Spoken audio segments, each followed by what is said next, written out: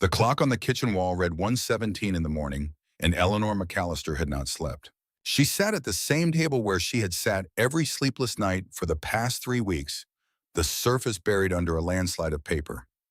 Past due notices, certified letters with red ink at the top. A final demand from First Continental Bank of Amarillo, dated 18 days ago, paperclipped to a summary judgment from their legal department that she had read so many times the creases had gone white. The farm, 400 acres of Texas cotton land her grandfather had broken with a mule and a prayer in 1931. Land her father had mortgaged once in 1962 and paid off in full by 1969. Land her husband Dale had walked every single morning of their 41 years together, talking to it like it was a living thing, calling it by its county road address like a name. Route 60 ground. Dale had been gone 3 years now. The cotton picker had been broken for 22 days. And the bank was coming at 10 in the morning. Eleanor pressed her palms flat against the table and looked out the kitchen window at the darkness. The fields were out there invisible under the moonless sky, but she knew what they held. She could smell it even through the glass. 40 acres of mature cotton, white and heavy, the bowls blown open by the October wind, slowly losing fiber value with every passing day. Without the picker, none of it could be harvested. Without the harvest, she could not produce the $52,000 the bank required. She had called the John Deere dealer in Amarillo 3 weeks ago. The spindle drive assembly had seized up and taken the main drive shaft with it when it went. On a 1991 9970 cotton picker, that part had not been manufactured since 2003. The dealer had quoted her 6 to 8 weeks to source one, assuming they could find it at all. The repair cost alone would be $4,800, money she did not have. She had called her son Bobby 2 days after that. The number rang 7 times and went to voicemail. She had not called again. She thought about her grandfather, Marcus McAllister, who had come to the Texas Panhandle with nothing but an intent to stay and had broken this specific ground with a mule he borrowed from a neighbor and returned 3 weeks later and a walking plow he had bought secondhand from a man in Amarillo. He had planted sorghum, first the crop that could survive on almost nothing, and he had lived in a 2-room house on this property for 7 years before he could afford to add a 3rd room. His wife Eleanor's grandmother had planted the cedar trees along the south fence line in 1934, trees that were still standing, big and dark and permanent, their roots as deep in this ground as anything could grow. 3 generations, 93 years. She thought about what it meant to lose something that had taken that long to build. She thought about it plainly, without melodrama, the way she approached most things. The loss would be real. It would be final. She was 74 years old and she had no other land and no savings to speak of, and a fixed income that covered the basics and not much beyond them. If the bank took the farm tomorrow, she would need to find somewhere else to live. She had thought about this carefully and practically over the past 18 days, the way you think about any problem that needs to be solved. She had identified 2 options: her sister's house in Lubbock, where she had not spent more than a week at a time in 30 years, or a small rental apartment in town that she had seen advertised. Both were possible. Neither was what she wanted. What she wanted was this table, this window, this ground. But wanting was not the same as having, and Eleanor McAllister had known that long enough not to confuse the two. Eleanor was not a woman who called twice for things. She was 74 years old. She stood 5 feet 4 in her boots. Her hair had gone completely white in the year after Dale died, and she had stopped coloring it. The hands resting on the table were the hands of a woman who had spent 50 years in the Texas sun, the knuckles large, the skin papery, and cross-hatched with old work. She had a small scar on her left forearm from a baling wire accident in 1988. Her eyes were the pale, washed-out blue of a winter sky, and they missed nothing. She had already spoken to the bank's lead agent, a man named Warren Tisdale, 4 times. He was polite in the way that expensive lawyers are polite, with a politeness that is entirely structural and contains no warmth. He had explained her options twice. She had explained her situation twice in return. The conversation had not changed. The debt was $52,000. The maturity date was tomorrow. The collateral was the land. Those were the facts, and facts did not bend for 74-year-old widows any more than they bent for anyone else. She looked at the farm's accounts, which she kept in a green ledger. Dale had started in 1991, and she had continued in her own hand after he died, the pages shifting from his writing to hers at the entry, dated October 17th, 3 years ago. She had kept the same format, the same column headers, the same method of notation, because changing the format would have felt like erasing him, and she was not ready for that. The ledger told the same story the bank letters told, except in her own handwriting, which somehow made it worse. There were the operating expenses, the fuel and the seed and the chemicals, and the maintenance costs and the insurance. There were the crop receipts, smaller each year for the past 4 years, as the yield declined with the equipment and the labor shortage that comes when a farm is managed by a single aging woman. There were the loan payments made consistently until this year, when the combine harvester had failed and the decision to continue making loan payments out of savings had exhausted the savings without making a dent in the principal. She had not made a mistake. She had done everything she knew how to do. The situation had simply been larger than the resources available to manage it, and that was not a failure of judgment or effort. It was the arithmetic of a farm that had been running on diminishing margins for 3 years because the person who had shared the management of it was gone. She knew all of this. She had known it for months. Knowing it did not make the stack of paper smaller. Eleanor reached over and clicked off the kitchen light. She sat in the darkness for a long moment, listening to the old farmhouse breathe around her.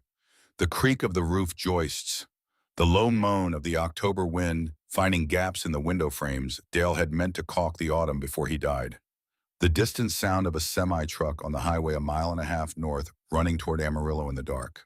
Then she heard something else. It started low, a deep mechanical groan that climbed rapidly into a scream. She knew that sound.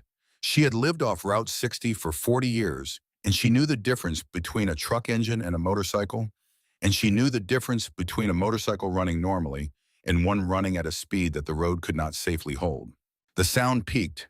Then came the hideous shriek of brakes locking up, the sound of rubber losing its argument with asphalt. Then the crash. Not a single impact, but a sequence: metal striking asphalt, metal striking wood, and then a second deeper impact as something very large and very heavy tumbled end over end into the drainage ditch that ran along the south edge of her property line, 30 yards off the shoulder of Route 60. Then silence. Eleanor was already moving. She did not stop for shoes. She pulled her work boots from beside the back door and shoved her feet in without tying the laces, grabbed the heavy flashlight off the counter, and went out through the back door at a pace that was not quite a run, but was as close to one as her hips would allow. The night air hit her like a wall, cold and carrying the smell of the season's last alfalfa from the fields to the north. She crossed the yard and pushed through the gap in the cedar fence, her flashlight beam bouncing across the dormant cotton rows, and she came out onto the slope of the drainage ditch just as the first orange tongue of flame licked up from the wreckage below. The motorcycle was a massive thing, a custom-built American machine with a V-twin engine the size of a small car's block, now lying on its left side at the bottom of the ditch. The frame had crumpled against the concrete drainage culvert at the base of the slope, and fuel was leaking from the fractured tank in a dark spreading pool that caught the flame and began to glow. The man underneath it was enormous. Eleanor slid down the ditch bank on her heels, catching herself on a fence post stake, and she got close enough to see him. He was face down, one arm pinned beneath the chassis, the other stretched out across the concrete. He wore heavy black denim and a leather vest, and even in the growing firelight, she could see the large patch across the back, a wolf's head rendered in silver and black, and beneath it, in an arc, Iron Wolves MC. Below that, a bottom rocker, Texas.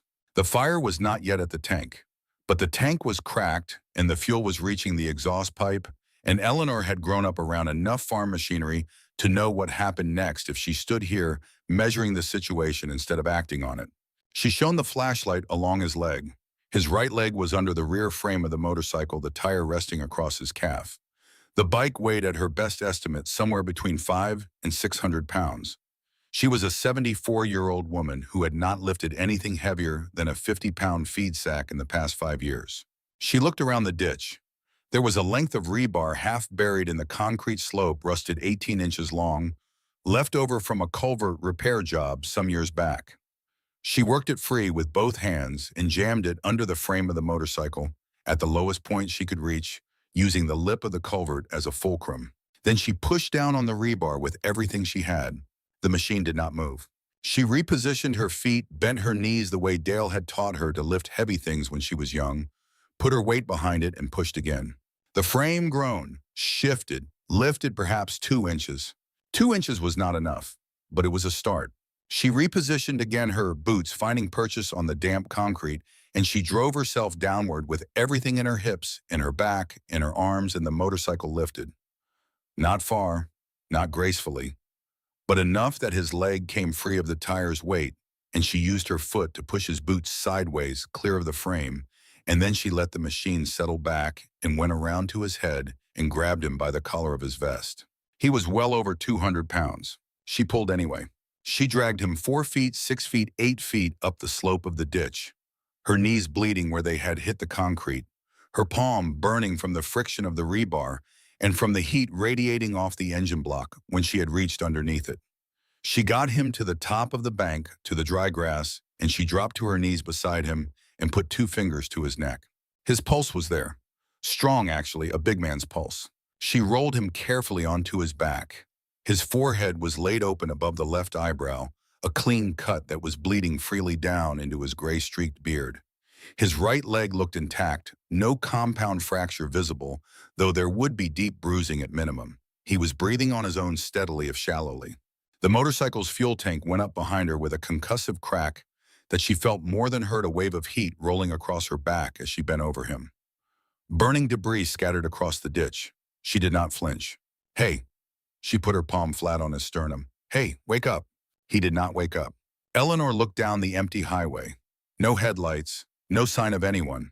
She looked at the burning wreck in the ditch, at the man bleeding on the grass in front of her, and she made a series of rapid, practical decisions. The silence after the explosion was total. Even the insects in the drainage ditch had gone quiet, as if the detonation had reset the world to zero, and everything was waiting to see what it would be next.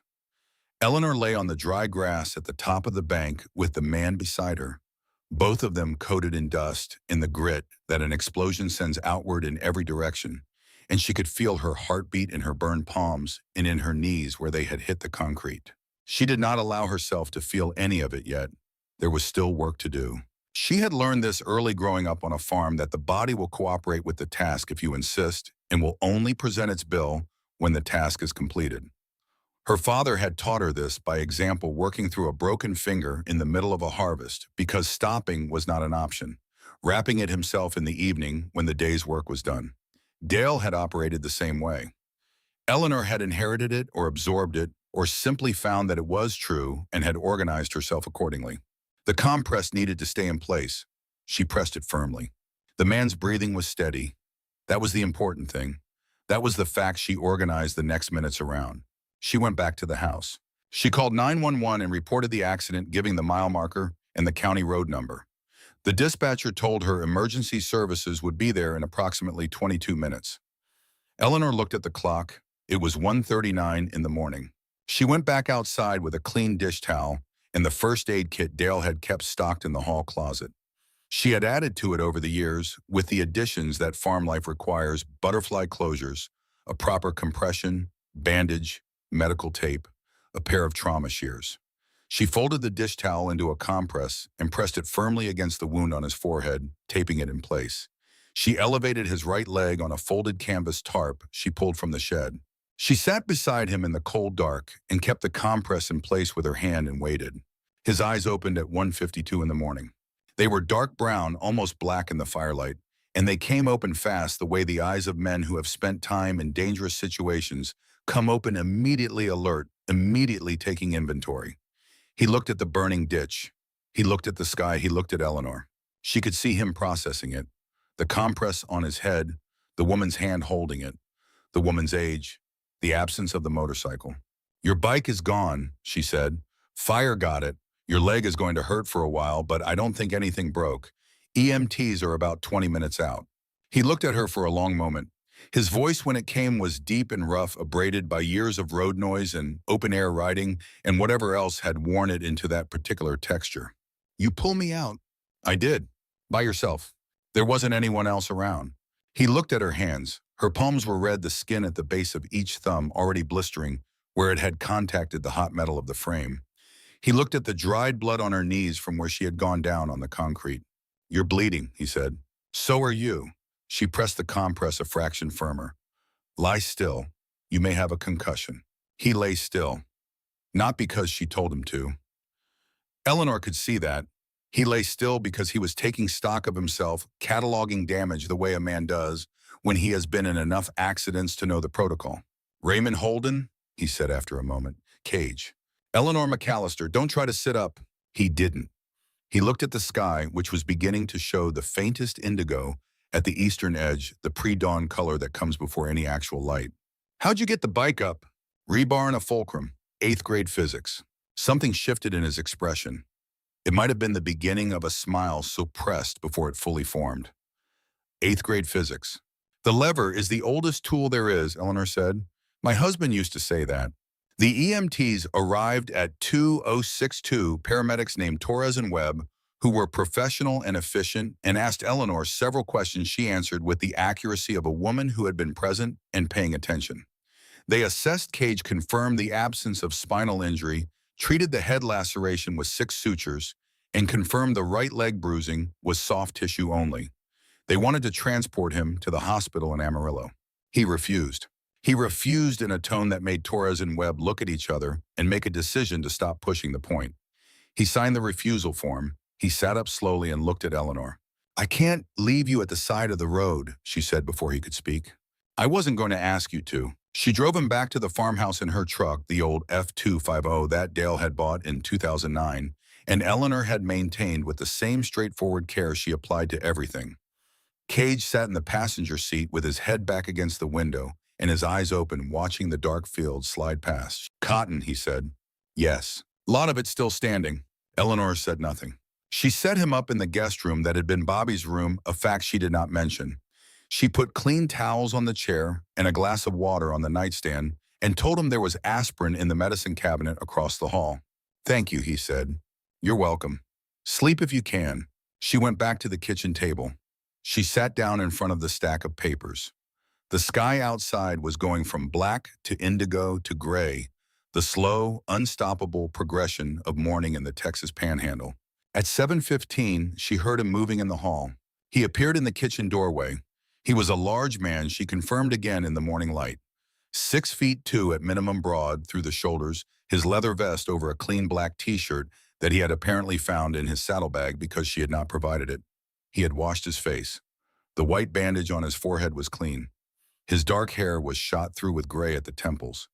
He had, she estimated, perhaps 15 years on her, which put him somewhere in his late 50s. The patches on his vest were visible in the kitchen light. Iron Wolves MC in a curve above the wolf's head. Texas in a bottom rocker, and on the left breast a small patch that read SGT at arms. He looked at the kitchen table, at the papers, at Eleanor sitting at the center of it. He looked for a long time. Then he went to the coffee pot, poured himself a cup without asking, pulled out the chair across from her, and sat down. Eleanor looked at him. Tell me, he said. She looked at him for a moment. She was not accustomed to being told by strangers to tell them things. She was 74 years old, and she had lived alone for 3 years, and she had not talked about the debt in the bank and the machine with anyone in weeks because there was no one left to talk to about it. She told him, not everything, not the part about Bobby, but the farm, the cotton picker, the bank, the timeline. She said it plainly without requesting sympathy, the way she gave information to contractors and vets and grain buyers as a set of facts to be understood and acted upon. Cage listened without interrupting. When she finished, he picked up the bank's final demand notice from the top of the stack and read it. He set it down. He looked at the demand figure. What time do they come? 10 in the morning. He looked at the clock on the kitchen wall. It was 7:38. He picked up the phone from beside the coffee pot. That's mine, Eleanor said. I know. He looked at her. May I? She nodded. He dialed a number from memory. It rang twice and was answered. Eleanor could hear the voice on the other end, rough and half awake. Reed, Cage said. Amarillo, the cotton farm on Route 60 south of town. Get here. A pause. Because a woman saved my life last night, and the bank is coming for her farm at 10 o'clock this morning. A shorter pause. Yes, now. He put the phone down. Eleanor looked at him. Who is Reed, she said. President of my chapter. Eleanor considered this. How many people are in your chapter? Cage looked at the window. Outside, the October sun was beginning to clear the horizon, throwing long gold light across the dormant cotton fields. He appeared to be doing arithmetic. Enough, he said. At 8:20, Eleanor felt the vibration before she heard the sound. She had lived on this land long enough to know every variation of road noise on Route 60. She knew the difference between a pickup and a semi, between a grain truck and a livestock trailer, between one motorcycle and several. This was not several. This was a number that produced a physical sensation in the floorboards of the house, a low sustained trembling, like a tremor that doesn't quite become an earthquake. She came out onto the front porch. The convoy came over the slight rise on Route 60 in a tight formation, riding two by two, the kind of disciplined column that spoke of men who had ridden together long enough that it had become second nature. The chrome caught the morning sun and threw it back in bright fragments. The sound built until it was everywhere in the chest and in the teeth, a wall of displacement and exhaust that rolled across the cotton fields and echoed off the barn. Eleanor counted as they turned onto her driveway. She stopped counting at 47. She had time in the 45 seconds before the convoy reached the driveway to observe details she might have missed if she had been frightened or hurrying. The formation was not random. It had structure, two lead riders at the point, a wider V behind them, then the main body in disciplined pairs with a rear element bringing up the end. It was the kind of formation that spoke of men who had ridden together long enough that the positions were automatic, that each rider knew without discussion where he belonged and pulled there without prompting.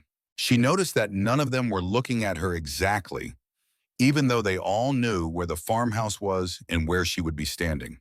They were looking at the property, at the fields, at the barn, at the broken machine. They were doing the same thing she would do if she arrived somewhere unfamiliar and needed to understand it quickly. They were reading the land. That told her something. She did not know yet what it told her, but she filed it. They filled the yard and the drive and the field road alongside the barn, parking with the practiced economy of men who have parked motorcycles together many times. The engines cut out one by one until the last one died, and the silence that followed was enormous and strange, filled only with the tick of cooling metal and the distant cry of a hawk working the west field. The man who got off the bike at the front of the formation was not Cage. He was perhaps 50, Eleanor estimated, with a clean-shaved head and a jaw that looked like it had been constructed for the specific purpose of not yielding ground. He wore his Iron Wolves vest over a flannel shirt with the sleeves cut off, and on his left breast, the same small rectangular patch, President. He walked toward the porch. Two men fell in behind him without being asked. Eleanor stood at the top of the porch steps and waited. She did not go inside. She did not pick up the phone. She stood where she was and looked at the man coming toward her across the yard past the 47 motorcycles and the 47 men who had ridden them, and she kept her hands still at her sides. He stopped at the bottom of the steps. He looked at her for a moment, then up at the farmhouse, assessing it with the same unhurried thoroughness with which a man looks at anything he is trying to understand. The peeling paint on the porch rail, the patch on the roof over the bathroom that Dale had put up in 2016, and that Eleanor had been intending to replace with something more permanent. The broken combine harvester sitting beside the barn door, its spindle heads retracted and rusting. He looked back at Eleanor. Reed Briggs was not what she had expected, and she was not sure what she had expected. In the seconds between his dismounting and his walking toward her, she had formed the usual preliminary estimate that a person forms when someone unknown approaches age-bearing intent. She placed him at 50, maybe 52. He moved without urgency but without hesitation, the particular combination of those two things that indicates a man who has made a lot of decisions quickly and has learned not to waste motion. His hands were at his sides and open, which she noted without quite noting it consciously, the way you note that a door is unlocked without stopping to think about what that means. He stopped at the bottom of the porch steps and looked up at her, and she had the impression of someone who was accustomed to being looked at, who had been in the position of arriving somewhere and being observed and assessed too many times to feel anything about it now except a functional patience. "Reed Briggs," he said, "I run the Texas Charter." "Eleanor McAllister," she said, "I run this farm." Something in his expression acknowledged this. Cage called. "I know, I was in the kitchen." Reed Briggs looked over his shoulder at the standing cotton fields. 40 acres of open bolls, white against the brown of the stalks, brilliant in the morning sun. He turned back. "He told me what you did. I did what needed doing. Most people see that patch," he said, and he tapped the Iron Wolves emblem on his chest. They don't do what needs doing. They get in their house and they lock the door. Eleanor said nothing. It was not a question. Reed looked at the broken cotton picker again. He looked at it for a long time. Tell me about the machine, he said. She told him. The spindle drive assembly. The John Deere 997, the part that hadn't been manufactured since 2003. The timeline. When she was done, Reed turned to the man on his right, a lean, quiet individual with a long gray braid down his back and the patch Vice Pres on his chest. Get me Cage, Reed said. Cage appeared from around the side of the porch, moving carefully, but on his own power, the white bandage vivid against the dark of his face. Reed looked at him, and his expression did something complicated and brief. She tell you the part number? Reed asked Cage. Not yet. Cage looked at Eleanor. Eleanor went inside and came back with the John Deere parts manual open to the page she had bookmarked 3 weeks ago. She handed it to Reed. Reed studied the page. He handed it to the man with the braid. The man took a photograph of it with his phone. Reed looked at the 47 men standing in the yard and the drive. All right, he said.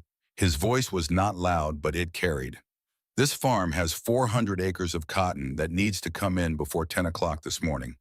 We have got just over 2 hours. There is a broken machine that is the key to making that possible or not possible. We find the part, we fix the machine. In the meantime, we work by hand. He paused, a brief, flat pause. You know what's at stake. Let's move. They moved. Eleanor stood on the porch and watched 47 men who spent their lives doing things that the law disapproved of begin to work her fields with the focused intensity of people paying a debt they had decided to honor. Some of them had clearly never touched a cotton plant in their lives. She could see them learning the action in real time, watching the men beside them, adjusting their grip. But none of them stopped, and none of them asked to be shown twice. Reed came back up onto the porch and stood beside her. Do you have any hand equipment? He said. Sacks, tarps, anything to collect with. In the barn, left side of the rear wall. He nodded and turned to relay this. Mr. Briggs. He turned back. Eleanor looked at him steadily. I want you to understand something. I did not pull your man out of that ditch for any reason other than that he was there and needed pulling out. I didn't do it for a reward. I don't want anyone to think this is a transaction. Reed Briggs looked at her for a long moment. Ma'am, he said, and his voice had something in it that had not been there a moment before. Neither did we. He went down the steps and into the yard, and Eleanor watched him go. Then she turned and looked at the fields, at the white cotton blazing in the morning light, at the 47 men spreading through the rows, and at the broken machine sitting beside her barn that was either going to save the farm or sit there and watch it be taken away. She went inside to put more coffee on. At 8:55, Cage appeared in the kitchen doorway. I've been on the phone, he said. There's a woman named Dottie Dixon in Hereford, 40 miles west. Her husband was a John Deere mechanic for 30 years. He died 2 years back. She kept everything in his shop. Eleanor turned from the coffee pot. Does she have the part? I don't know, but her husband worked on cotton pickers his entire career. If anyone has a 9970 spindle drive assembly sitting in a barn in the Texas Panhandle, it's going to be in her barn. Eleanor looked at the clock. 8:57, the bank was due at 10. That's 80 miles round trip, she said, in a little over an hour. Cage looked at her with the steady brown eyes of a man who had spent a long time on fast machines on open roads. I know 2 men in that yard who can do it in 40 minutes, he said. Eleanor set down the coffee pot. Make the call, she said. Cage went out the back door. Eleanor heard him calling names across the yard, the snap of his voice, carrying the same authority she had heard Reed Briggs use the tone of men who had spent years in organizations where a direct order was the most efficient form of communication available. She heard 2 engines fire up, then 2 more louder than the rest. Then the sound of rubber finding traction on the hard pan of the drive, rising fast, hitting Route 60 at a speed that was clearly not within any posted limit, and then diminishing eastward until the panhandle wind took it and there was nothing left but the creak of the windmill and the voices of men in the cotton fields. Eleanor stood at the kitchen window and watched the cotton bolls in the nearest row move with the wind. The farm had been in her family for 93 years. She had 400 acres in an hour and 3 minutes. She went outside to help pick cotton. Reed Briggs saw her come around the side of the house and into the fields with a canvas sack over one shoulder, and she could see him begin to say something about it. She looked at him with an expression that Dale had described once in a rare moment of spousal frankness as the one that stops arguments before they start. Reed closed his mouth. Eleanor McAllister went to work on her own land. She worked the rows she knew best, the east section nearest the highway, where the soil was sandier and the bowls opened earliest, moving with the particular economy of a woman who had done this her entire life. Her hands still stung from the burns of the night before, but she had wrapped them in clean gauze, and she could use them well enough. She could pick faster than half the men working the rows around her, and she moved through them methodically, not stopping, not resting, not looking at the clock. But she looked at the barn. The machine sat there, still, silent. The morning wore on. At 9:14, a black SUV turned off Route 60 onto her drive. Eleanor straightened up. She knew the vehicle. She had seen it twice before in the parking lot of the First Continental Bank in downtown Amarillo, both times when she had gone in to speak with Warren Tisdale. It was 46 minutes before the deadline. Reed was already walking toward the house from the western field. He had been watching the road. The SUV stopped in the yard. A second one pulled in behind it. Warren Tisdale got out of the first one wearing a charcoal gray suit that was going to need dry cleaning after 5 minutes in this yard. He had a leather portfolio under his arm. He had a second man with him in an identical suit. He looked at the motorcycles. He looked at the men in the fields. He looked at the farmhouse. He was still looking when Reed Briggs walked up and stood in front of him. Tisdale collected himself. "I need to speak to Mrs. McAllister. She's working." "I beg your pardon." "She's in the fields. She's working. You'll wait." Tisdale looked at Reed Briggs with the expression of a man who is accustomed to institutional authority and has just discovered that it carries less weight in certain contexts than in others. He looked at the 45 men who had paused in the fields to watch him. "Mr.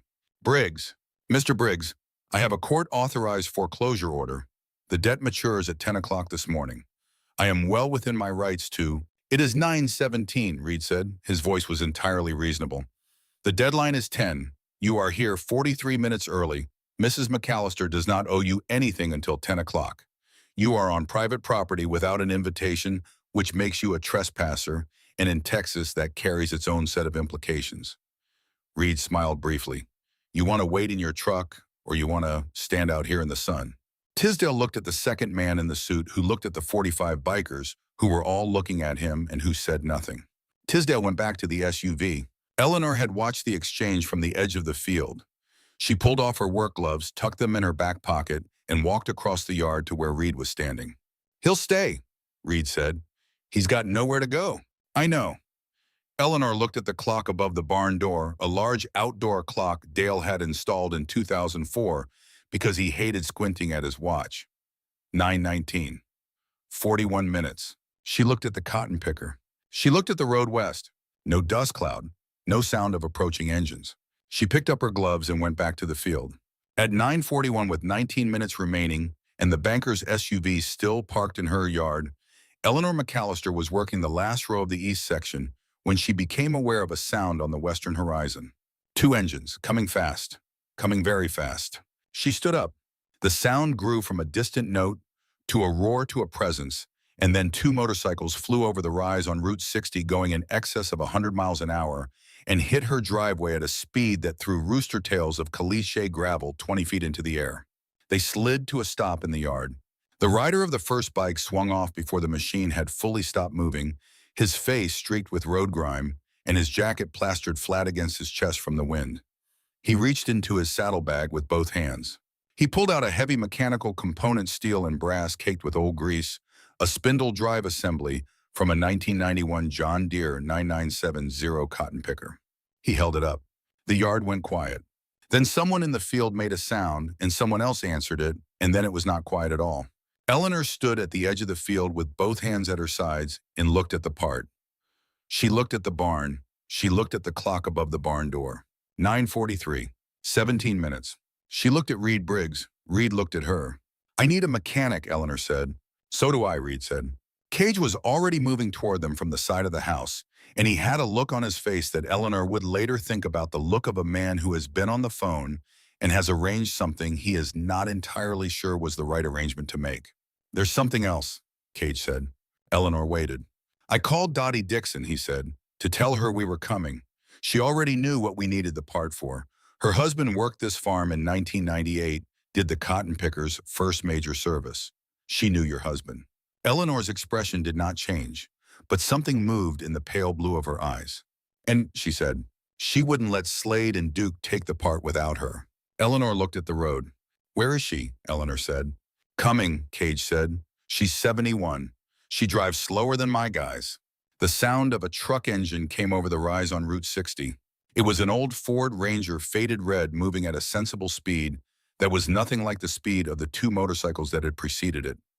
It turned into the drive and came carefully down the Kalashi, and the woman who got out of it was 71 years old, short and round-shouldered, with gray hair cut practical and close to her head, in work pants, in a flannel shirt and boots that had seen as many years of service as Eleanor's own. She walked across the yard, and she looked at Eleanor McAllister. I'm Dottie Dixon, she said. I know who you are, Eleanor said. George Dixon worked my picker in '98. Dottie Dixon looked at Eleanor's hands, at the bandaging, at the fields behind her, at the partially harvested rows, at the broken machine in the barn door. Show me the machine, Dottie said. They went in together. Eleanor and Dottie Dixon and the 47 Iron Wolves watched them go. The inside of the barn smelled of oil and old wood and the particular dry metal smell of machinery that has been sitting idle too long. The cotton picker stood at the center of the space, enormous and inert. Its green paint faded to a color that was almost gray at the edges, its spindle heads retracted like the fingers of a closed hand. Eleanor had looked at this machine every day for 3 weeks each time, with the same flat feeling in her stomach that comes from something being wrong that you cannot fix. Dottie Dixon walked around it with her hands behind her back, the way Eleanor had watched Dale walk around sick cattle, not touching, yet just looking. She crouched down beside the left side of the drivetrain housing. She looked at the seized assembly. She reached out and put her hand on the metal and pressed, feeling the resistance. George would have had this out in 2 hours, she said, but George had all his tools and a lift and coffee. She stood up and looked at Eleanor. How much time? 16 minutes. Dottie looked at the part in Slade's hands. She looked at the machine. She did the calculation that Eleanor could see her doing the internal arithmetic of a woman who had spent decades learning a craft at the shoulder of a man who loved it. Dottie Dixon moved through the barn the way Eleanor had watched Dale move through it, with the unhurried thoroughness of someone who is going to understand a thing completely before they touch it. She looked at the machine from 4 different angles. She crouched down and looked at the undercarriage. She looked at the drive housing for a long time without touching it, her hands still in her pockets, her eyes doing the work. Eleanor watched her and thought about the weight of 30 years of watching. Dottie had stood beside George Dixon in shops and barns across the panhandle for 3 decades, and she had been paying attention. Not because she intended to become a mechanic, but because she had loved her husband and was interested in what he was interested in, and interest sustained over 30 years accumulates into something that looks a great deal like expertise. George would be here too, Eleanor thought. In whatever way the people we have loved and lost are present in the knowledge they left behind. He would be in the careful way Dottie's hands went to those 3 specific points on the housing. In the fraction of a second, she paused before tightening each bolt to make sure she had it right. That was not a small thing. I need a 3/4-inch impact driver, a number 8 Allen wrench, penetrating oil, and somebody large enough to hold the housing steady when I tell them to hold it. All of it's on the pegboard, Eleanor said, pointing to the south wall. Dale kept a full set. Dottie went to the pegboard. Cage said, I'll hold whatever needs holding. They went to work. Eleanor stood back. She understood the decision. She was not a mechanic. Her hands were damaged, and she would be more hindrance than help in this specific task. Standing back was the right thing to do.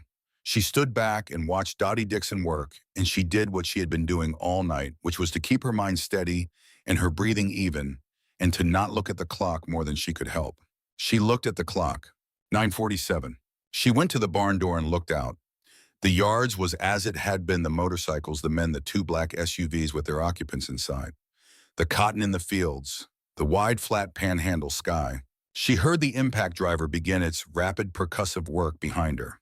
At 9:53, she heard Dottie say, hold it, don't let it turn, and Cage answered, held. At 9:57, she heard the sound of the new assembly going in the muffled mechanical language of parts finding their seating. At 9:59, Dottie Dixon stood up from beside the machine and looked at Cage and at Eleanor and at the clock on the barn wall. Start it, Dottie said. Eleanor walked to the cab of the cotton picker. She climbed the steps, her knees protesting, and sat in the seat where she had sat hundreds of times, where Dale had sat thousands of times before her. The seat was cold. The dash was dusty. The key was in the ignition, where she had left it 3 weeks ago, after the machine had seized and gone silent. She put her hand on the key. "Lord," she said quietly to the empty cab, "I've been doing this by myself for 3 years. I could use a hand." She turned the key. The starter engaged. The big diesel engine turned over once, twice, 3 times. A sound like something deep in the machine resisting. Then a cough. Then the engine found its compression and came to life with a vibration that she felt through the seat and through the steering wheel and through the floor of the cab. A sound she had heard hundreds of mornings, a sound that was as fundamental to this farm as the hawk's cry and the creak of the windmill and the wind moving through the cotton rows. The spindle heads came out. Eleanor looked through the cab window.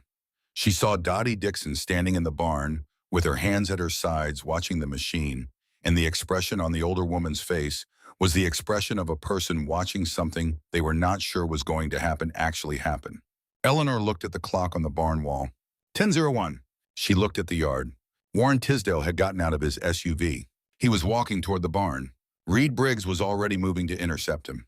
Eleanor climbed down from the bottom and walked out of the barns into the morning sun, and Warren Tisdale stopped when he saw her coming.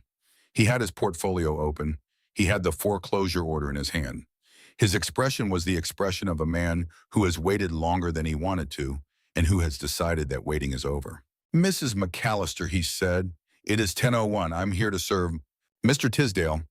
Eleanor stopped 3 feet from him. She kept her voice even. "You came onto my property at 9:17 this morning. The foreclosure document you are holding gives you the right to serve those papers at 10 o'clock. Not before. You were here 43 minutes early." She looked at him steadily. "That is a violation of the covenant agreement in Section 7, Paragraph B of my loan documents. I have the original loan documents in my house. I can get them if you'd like to compare language." Tisdale stared at her. He looked at the papers in his hand. He looked at Reed Briggs standing at Eleanor's shoulder. He looked at the machine that was idling behind them in the barn, its engine running, its spindle heads extended alive. The early arrival was simply, "I know what it was," Eleanor said, "and I know what it means legally. Sheriff Lena Cross is a personal friend of mine. She has been a personal friend of mine for 30 years. I called her at 7:30 this morning before your office opened, and I told her you were coming. She knows the timeline." Eleanor let a beat pass. "She'll be here shortly. Do you want to discuss the early arrival with her, or would you rather give me until 11 o'clock, which is what Section 7, Paragraph B entitles me to, when a creditor arrives prior to the agreed service window?" The yard was completely silent. Warren Tisdale was a man who had done this job for 17 years. He had served a great many foreclosure orders. He had dealt with upset farmers and desperate homeowners, and occasionally with people who became hostile in ways that required a call to law enforcement. He had not in 17 years dealt with a 74-year-old woman standing in a yard full of motorcycle club members who was quoting section and paragraph numbers at him from memory. He looked at the papers. He looked at Eleanor. 11 o'clock, he said finally. It came out flat and unhappy. "Thank you," Eleanor said. She turned and walked back to the barn. She did not look at Reed Briggs. She did not look at the 47 men who had watched the exchange from the field. She went to the cotton picker, climbed back into the cab, and put the machine in gear. Behind her, as she drove out of the barn into the morning light, she heard a sound from the yard that she had not expected. Not a cheer exactly, something quieter than that and in some ways more powerful. The sound of 47 people who have just watched something they did not anticipate. Eleanor drove into the cotton rows. The machine moved into the field, and the spindles engaged, and the first open bowls came in through the header, with the familiar hiss and thump that she had heard since she was a small girl, standing on the edge of the field watching her grandfather work. The header swallowed the crop, and the separation began in the guts of the machine, and the clean cotton fiber began to move up into the collection chamber. Reed Briggs appeared on the running board of the cab. He had pulled himself up alongside the slow-moving machine with the ease of a man who was comfortable with moving machinery. "What do you need?" he said. "2 trucks running to the gin at Fraley's," Eleanor said, keeping her eyes on the rows. "It's 8 miles north on Route 60. Tell them to move fast. We have until 11. Reed dropped off the running board and disappeared. Eleanor drove. The sun was climbing now, burning off the last of the morning cool, and the panhandle wind had come up from the southwest, carrying the smell of dry grass and caliche dust. The cotton came in steady, and even the machine moving at its operational pace, and Eleanor felt the vibration of it through the seat and through the wheel, and she thought about Dale, who had sat in the same seat the first autumn after they bought the machine, 22 years old and grinning like he'd just been given the best present of his life. 400 acres. 1 hour and 53 minutes. She drove.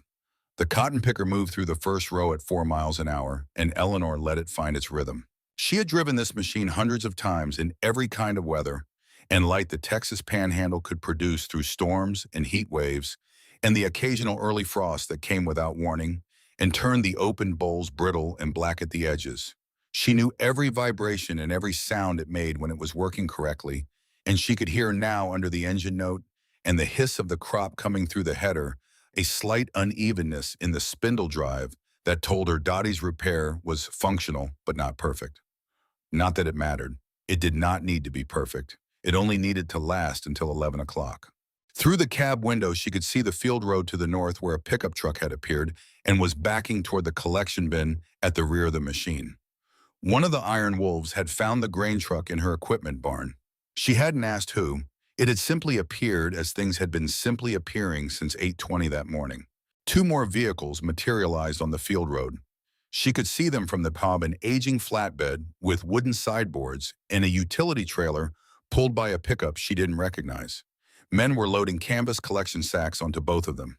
She had those sacks in the barn, 24 of them bought years ago for a hand-picking situation that had never materialized. They were being used now. The southern quarter of the east field went steadily into the collection chamber. Eleanor watched the yield counter on the dash. Dale had installed the aftermarket yield monitor in 2014, and it was still working, still telling her what she needed to know. Pounds per acre moisture content, total throughput. The first few rows came in at good weights. The late-season dry spell had concentrated the sugars, and the fiber was dense. That was a blessing she hadn't counted on. She came to the end of the first section and turned the machine. A man was waiting at the end of the row. He was one of the younger Iron Wolves, perhaps 30, lean and dark-eyed with road calluses on his hands. He held up both palms in a question, "Where do you need me?" Eleanor pointed at the rows to her left, the denser block where the crop was tallest. He nodded and went in with a hand sack. She drove. The cotton picker moved through the second row, and Eleanor adjusted the throttle slightly, the small correction of someone who knows a machine's preferences. There was a vibration in the header that she did not like, a slight rhythmic knock that was probably nothing. Probably just the echo of the emergency repair translating through the chassis, but she listened to it the way she listened to all of the machine's sounds, giving it full attention, tracking whether it stayed constant or changed. It stayed constant. She filed it under acceptable and drove on. The rows went by. She was aware of the men working at the edges of her vision, the steady rotation of the relay team, the sound of the truck engines coming and going on the field road. Reed had organized them with a speed and thoroughness that she respected professionally. She did not know what his life looked like on the ordinary days, what those men did and how they lived. She knew what she could observe, that when there was a task, he had a plan for it inside of 5 minutes, that the plan made sense, and that the men carried it out without the need for explanation or repetition. She had worked with a lot of contractors over the years. Most of them were nowhere near as efficient as what she was watching now. The sun climbed, the heat built. The October panhandle morning was past its cool and moving into its full working temperature, the kind of heat that arrives slowly and then is simply present the way it has been present on this ground every October for as long as anyone has been here to feel it. Eleanor drove. Reed Briggs had organized the 47 into a system that Eleanor would think about later, when she had time to think about anything other than the task in front of her. He had divided them into 3 working groups of drivers for the collection vehicles, handpickers for the rows the machine couldn't reach efficiently at the edges and the corners, and a relay team whose job was to run the loaded sacks to the collection bin at the rear of the picker in continuous rotation so the machine never had to stop. It was not the most elegant logistics she had ever seen, but it was fast and it never stopped moving. At 10:22, Eleanor brought the full collection chamber alongside the grain truck and the transfer began. She watched the bin empty, and she felt for the first time that morning something other than the tightly managed fear he had been carrying since the bank letter arrived 18 days ago. Not hope exactly, something smaller and more cautious than hope. The recognition that a thing which had seemed impossible was not, as of this moment, impossible. She turned the machine back into the field. Warren Tisdale's SUVs were still in her drive. She had been aware of them the entire time, the way you are aware of weather on the horizon. He had not come back out of the vehicle since their exchange at the barn. She had not seen his face in the windshield. Reed had posted two of his men near the driveway entrance in a gesture that was less a formal barrier and more a statement about the social physics of the situation. At 10:31, the first grain truck left for the cotton gin at Fraley's. She watched it pull out of the drive and turn north on Route 60, loaded with the first collection, and she did the rough arithmetic in her head. 8 miles to Fraley's, 8 miles back, assuming the gin crew moved quickly. The return trip would have cash vouchers, the same system Dale had used for 20 years, the same gin manager, the same handshake arrangement. She drove the south block. At 10:38, she heard the sound of another vehicle on Route 60. She looked north through the cab window. A county sheriff's cruiser was pulling into the drive. It parked behind the second SUV, and the woman who got out of it was someone Eleanor had known for 3 decades, Sheriff Lena Cross, who had been a deputy when Eleanor had met her and had run unopposed for the past 4 election cycles. Lena was 62 and built square and sturdy, with close-cropped, iron-gray hair, and the particular kind of unhurried authority that comes from long practice. Lena looked at the motorcycles. She looked at the fields. She looked at the grain truck departing up Route 60. Then she walked to Warren Tisdale's SUV and knocked on the window. Eleanor could not hear the conversation, but she could see it, and the body language was legible from 100 yards away. Tisdale had his portfolio out. Lena had her hands in her jacket pockets, the posture of someone who is not in a hurry and is not particularly impressed. After several minutes, Lena turned away from the SUV and walked toward the barn. Reed Briggs met her at the barn door. Eleanor turned the machine at the end of the row and began the South Pass. She was watching everything. The yard, the fields, the gin truck that was coming back down Route 60, the men in the rows, the yield counter on the dash, the clock above the barn door. She was holding all of it simultaneously, the way she had held the farm together for 3 years alone, by watching everything at once and trusting nothing to chance. At 10:44, the gin truck returned with the first vouchers. A man Eleanor didn't know, heavy-set and tattooed, ran the vouchers to Reed at the barn. Reed looked at the numbers. Eleanor could read his expression from the cab, even at this distance, not quite enough, but not hopeless either. She drove faster. At 10:51, she heard a sound from the northern edge of the field. She looked and saw 3 more iron wolves who had moved beyond the field road and were working the far corner by hand, the corner the machine couldn't reach efficiently without making an extra pass that would cost time. They were working at speed, their collection sacks full, and they moved with the same methodical intensity that had characterized everything she had seen from these men since 8:20. She thought, these are men who know how to work toward a deadline. She thought about what kind of life produces that. She had grown up watching men work this land, and she had worked it herself for most of her adult life, and she thought she understood labor. But there was something in what she was watching now that was different from the ordinary varieties of it. The ordinary variety of hard work, the kind done by men for wages or obligation, had its own rhythm and its own character. It was competent, it was sustained, but it moved at the pace that work moves at when the primary motivation is completion. You did what was required, and when it was done, you stopped. What she was watching in the rows in front of her had a different energy. It had the quality of work done for a reason that the workers have decided is worth more than the effort.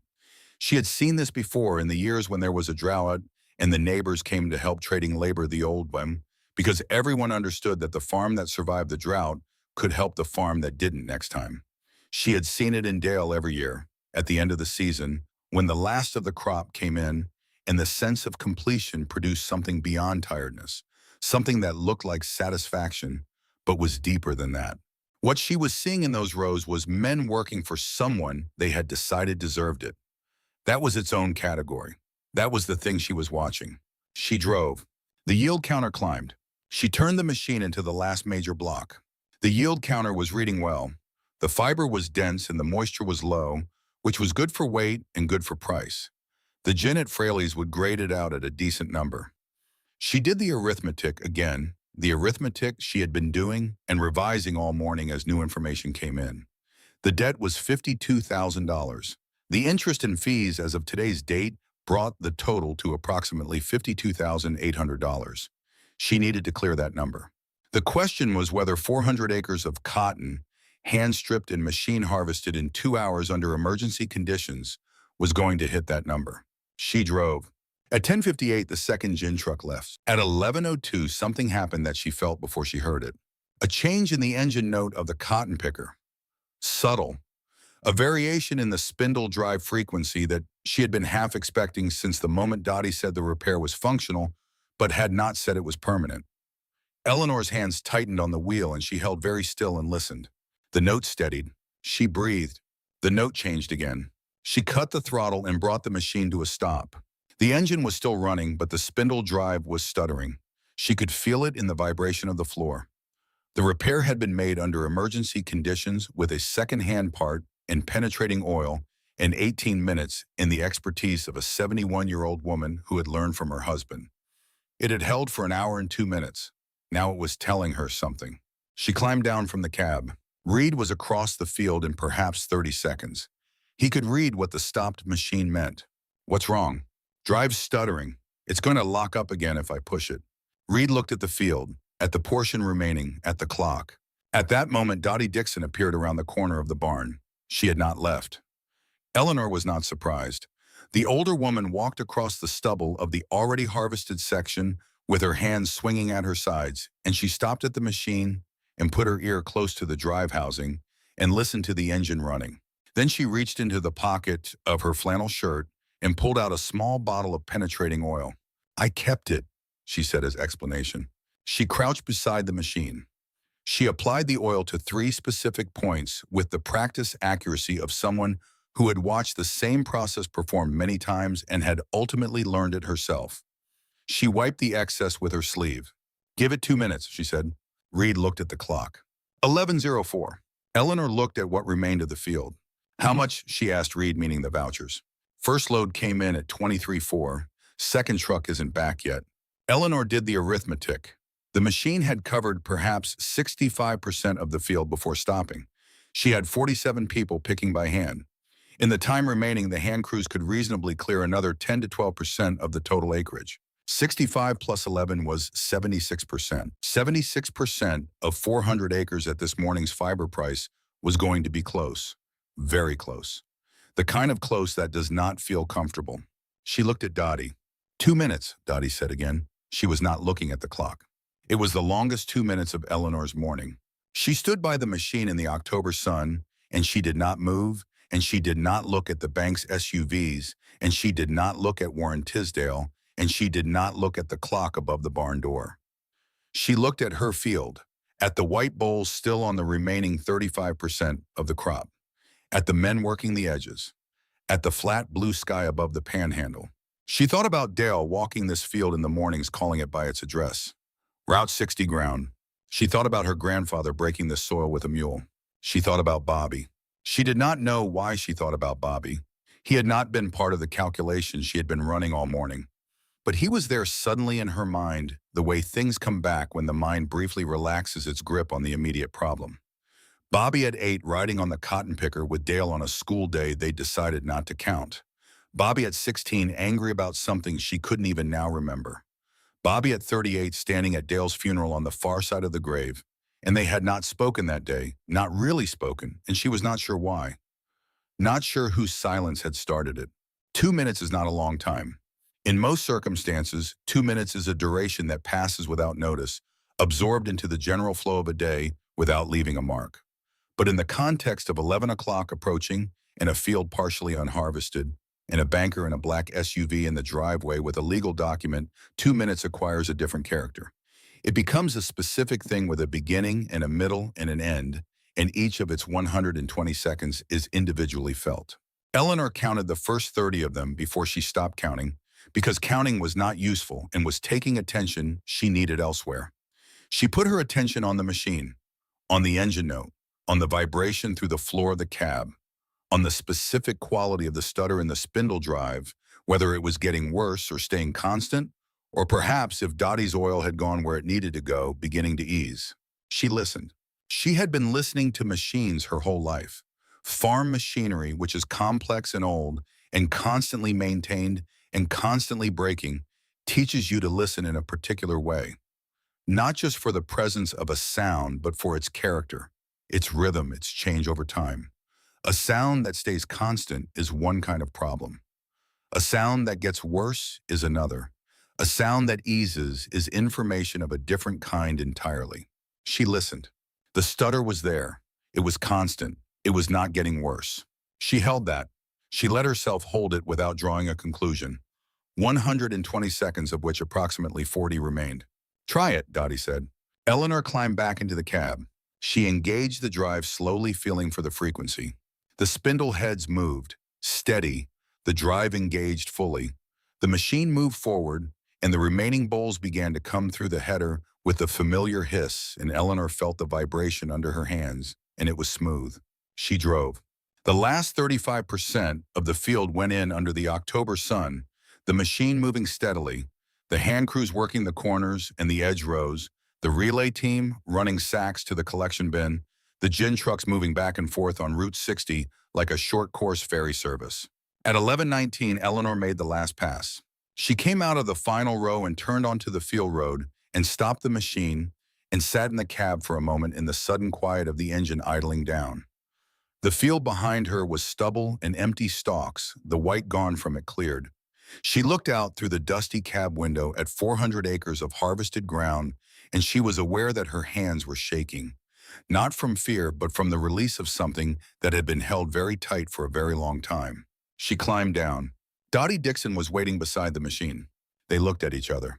There are exchanges between women of a certain age and a certain experience that do not require words because the words would be inadequate anyway, and both parties understand this.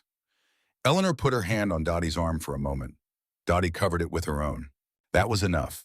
Reed Briggs came across the field at a half run, which was, Eleanor noted, the fastest she had seen him move all morning.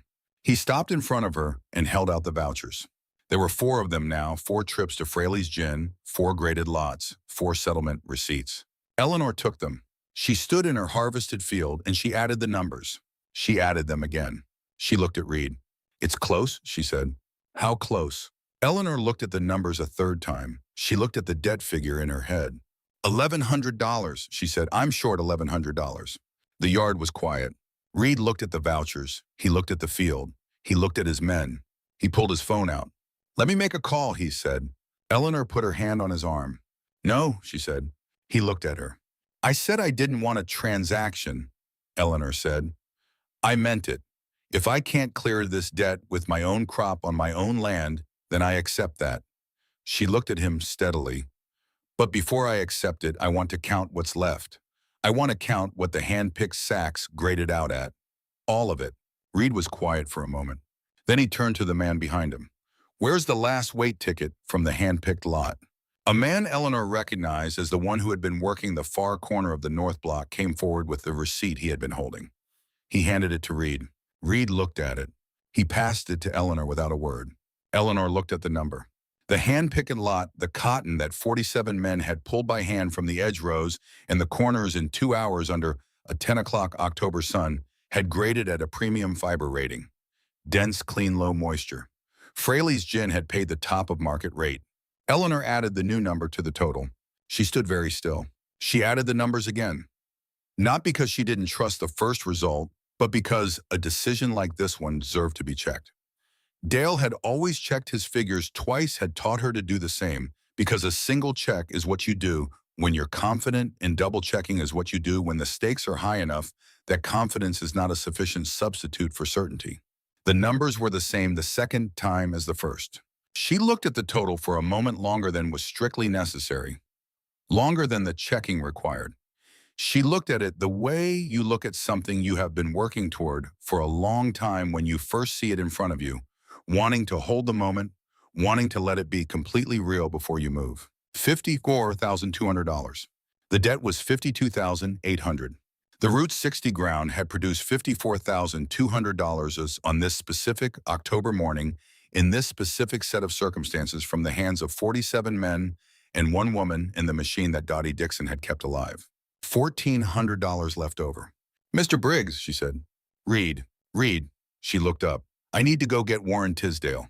She walked across the harvested field and across the yard to where the two black SUVs were parked, and she was aware of the men watching her from the field and the barn and the Drive 47 Iron Wolves, and a 71-year-old woman from Hereford, and a county sheriff, all of them watching Eleanor McAllister walk across her own ground. Tisdale got out of the SUV when she was 10 feet away. He had his portfolio open again, the foreclosure order in his hand. Behind him, his associate also got out. Both of them had the tight, calibrated expressions of men who had spent the morning in a parked vehicle deciding how they were going to handle this. "Mrs. McAllister," Tisdale said, "it is 11:22. The extended window has—" "I'm aware of the time," Eleanor said. "Come with me." She turned and walked back to the porch. She did not look back to see if he was following. He followed. At the kitchen table, Eleanor sat down and laid out the 4 gin vouchers in the hand-picked lot receipt in a row in front of her. She took a pencil from the cup Dale had kept on the table for as long as she could remember, the ceramic cup with the bluebonnet painted on the side that Bobby had made in 3rd grade art class. She wrote the numbers on the back of the bank's final demand notice. The total was $54,200. The debt with interest and fees was $52,800. The difference was $1,400. Eleanor separated out the bills from the voucher payments, the portion Fraley's had paid in immediate cash, as they always did for the first portion of a settlement, a practice that went back 30 years to when Dale had negotiated it. She counted the bills on the table. She pushed $52,800 across the table toward Warren Tisdale. She kept the remaining $1,400 in front of herself. "That is the full debt," she said. "Principal, interest, penalties, and fees as of today's date. I'd like a written receipt in the release of the lien." Tisdale looked at the money on the table. He looked at the vouchers. He looked at the receipt from the hand-picked lot. He picked up the bank's demand notice with the column of numbers Eleanor had written on the back. He was quiet for a long moment. "The gin tickets are negotiable instruments," he said finally. "The bank will need to—" "Fraley's has been paying out on those tickets for 40 years, Eleanor said. "They'll honor every one of them within 24 hours. You know that as well as I do." She looked at him. "Mr. Tisdale, you came onto this property at 9:17 this morning in violation of the covenant agreement. Sheriff Cross has made a note of that. I have the loan documents, and she has her notes. I could contest the service window, which would delay this entire proceeding by at minimum 4 to 6 weeks while the matter is reviewed." She paused. "I'm choosing not to do that because I would rather close this debt today and have it done. But that option exists." Tisdale looked at the money. He looked at the door. Outside, through the kitchen window, the yard was visible. The motorcycles. The men. Reed Briggs standing at the barn door with his hands in the pockets of his jeans and his sunglasses on, looking at nothing in particular. Tisdale opened his portfolio and took out a form. He began to write. Eleanor sat at Dale's kitchen table and watched Warren Tisdale from First Continental Bank of Amarillo write out a paid-in-full receipt for the mortgage on a piece of Texas ground that had been in her family for 93 years. She watched him write out the lien release. She watched him sign both documents, indate them, and turn them to face her. She read them. She looked up. "I'll need the originals." "These are the originals." "Thank you." Eleanor folded them carefully and set them to one side. "You can take the money now." Tisdale counted the cash and the vouchers. He put them in his portfolio. He stood up. He was quiet for a moment. "Mrs. McAllister," he said. His voice had lost the careful professional flatness. There was something else in it, briefly, though he controlled it quickly. "I've been doing this for 17 years. I've never seen—" He stopped. He started again. "You're a remarkable woman." Eleanor looked at him. "I'm a farmer," she said. "This is my farm. I did what any farmer would do." Tisdale nodded once. He picked up his portfolio. He went out through the front door. Eleanor stayed at the table. She listened to the sound of the SUV starting, turning in the drive, moving up the Calichet to Route 60. She listened until she couldn't hear them anymore. She put her hand flat on the table on the worn oak surface that Dale had refinished in 2001, the ring stains from 30 years of coffee cups, the scratch near the edge where Bobby had dragged his toy trucks when he was 4 years old. She kept her hand there for a moment. Then she picked up the lien release document and held it in both hands and looked at it. "The debt is paid in full.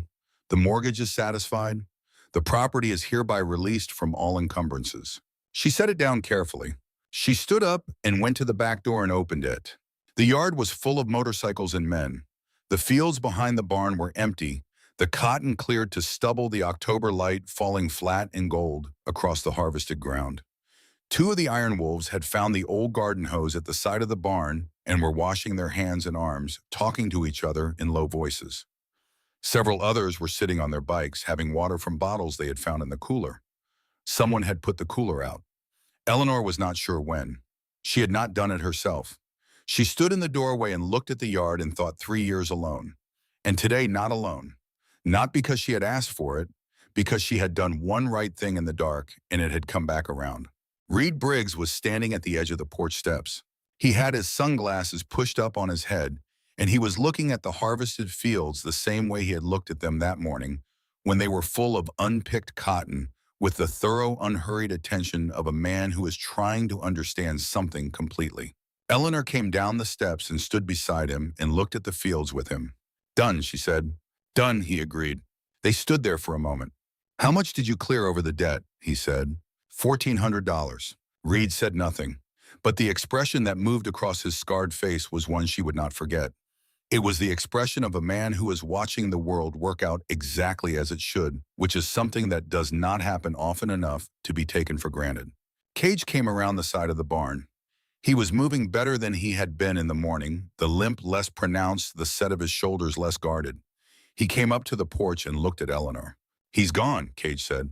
"He's gone." Cage looked at the fields, at the empty rows. "That was the last of it," Eleanor said. "Every acre."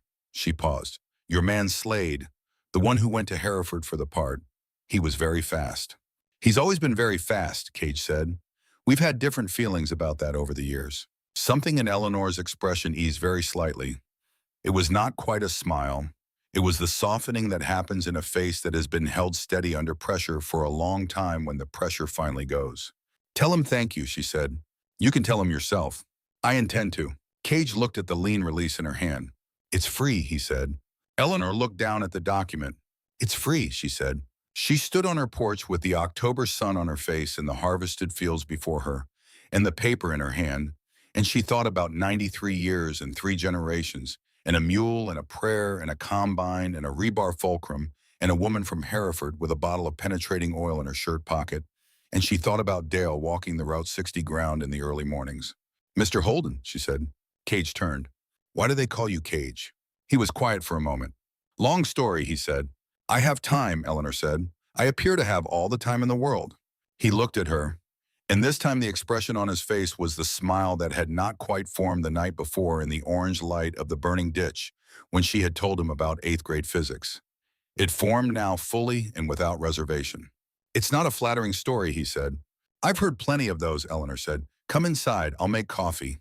The afternoon was coming in on the light going long and amber across the empty fields, and somewhere north of the barn, a mockingbird was running through its whole repertoire, one song after another, the way it does in October when the season is turning. Eleanor McAllister held the door open.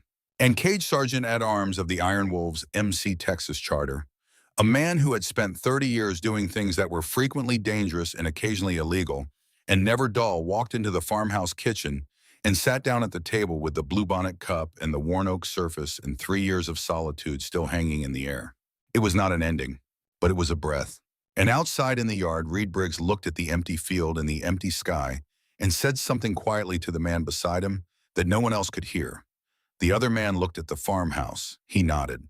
There is a kind of debt that gets paid with money, and a kind of debt that gets paid with homem and effort and the willingness to show up at 8:20 in the morning and work until the job is done. The Iron Wolves had come for the first kind and paid the second, and Reed Briggs, who had been in the business of understanding debts for a very long time, understood the difference. He looked at the mockingbird on the fence post. He put his sunglasses back on. He went to see about his men. Inside the kitchen, Cage sat at the table with his hands wrapped around a coffee cup, and Eleanor sat across from him with her own, and for a time they did not talk. The silence in the kitchen was a comfortable silence, the kind that occurs between people who have been through something together and do not feel the need to narrate it. The window above the sink showed the yard outside, the long lines of motorcycles, the men moving between them, with the particular casual ease of people who have finished a hard job and are finding their way back to the ordinary. Two of them were sitting on the ground in the shade of the barn wall, their boots off, their faces turned to the October sun. Another was talking on a phone, pacing a slow circuit of the driveway. Raymond Holden had been called Cage since he was 22 years old, which meant the name was older than a third of the men in the Iron Wolves Texas chapter. He had been given it by a man who was now dead under circumstances he had told only to two people in his life, and the telling of it was complicated enough that he had learned to deflect the question with a gesture toward the story's length rather than the story itself. He had been in the Iron Wolves for 26 years.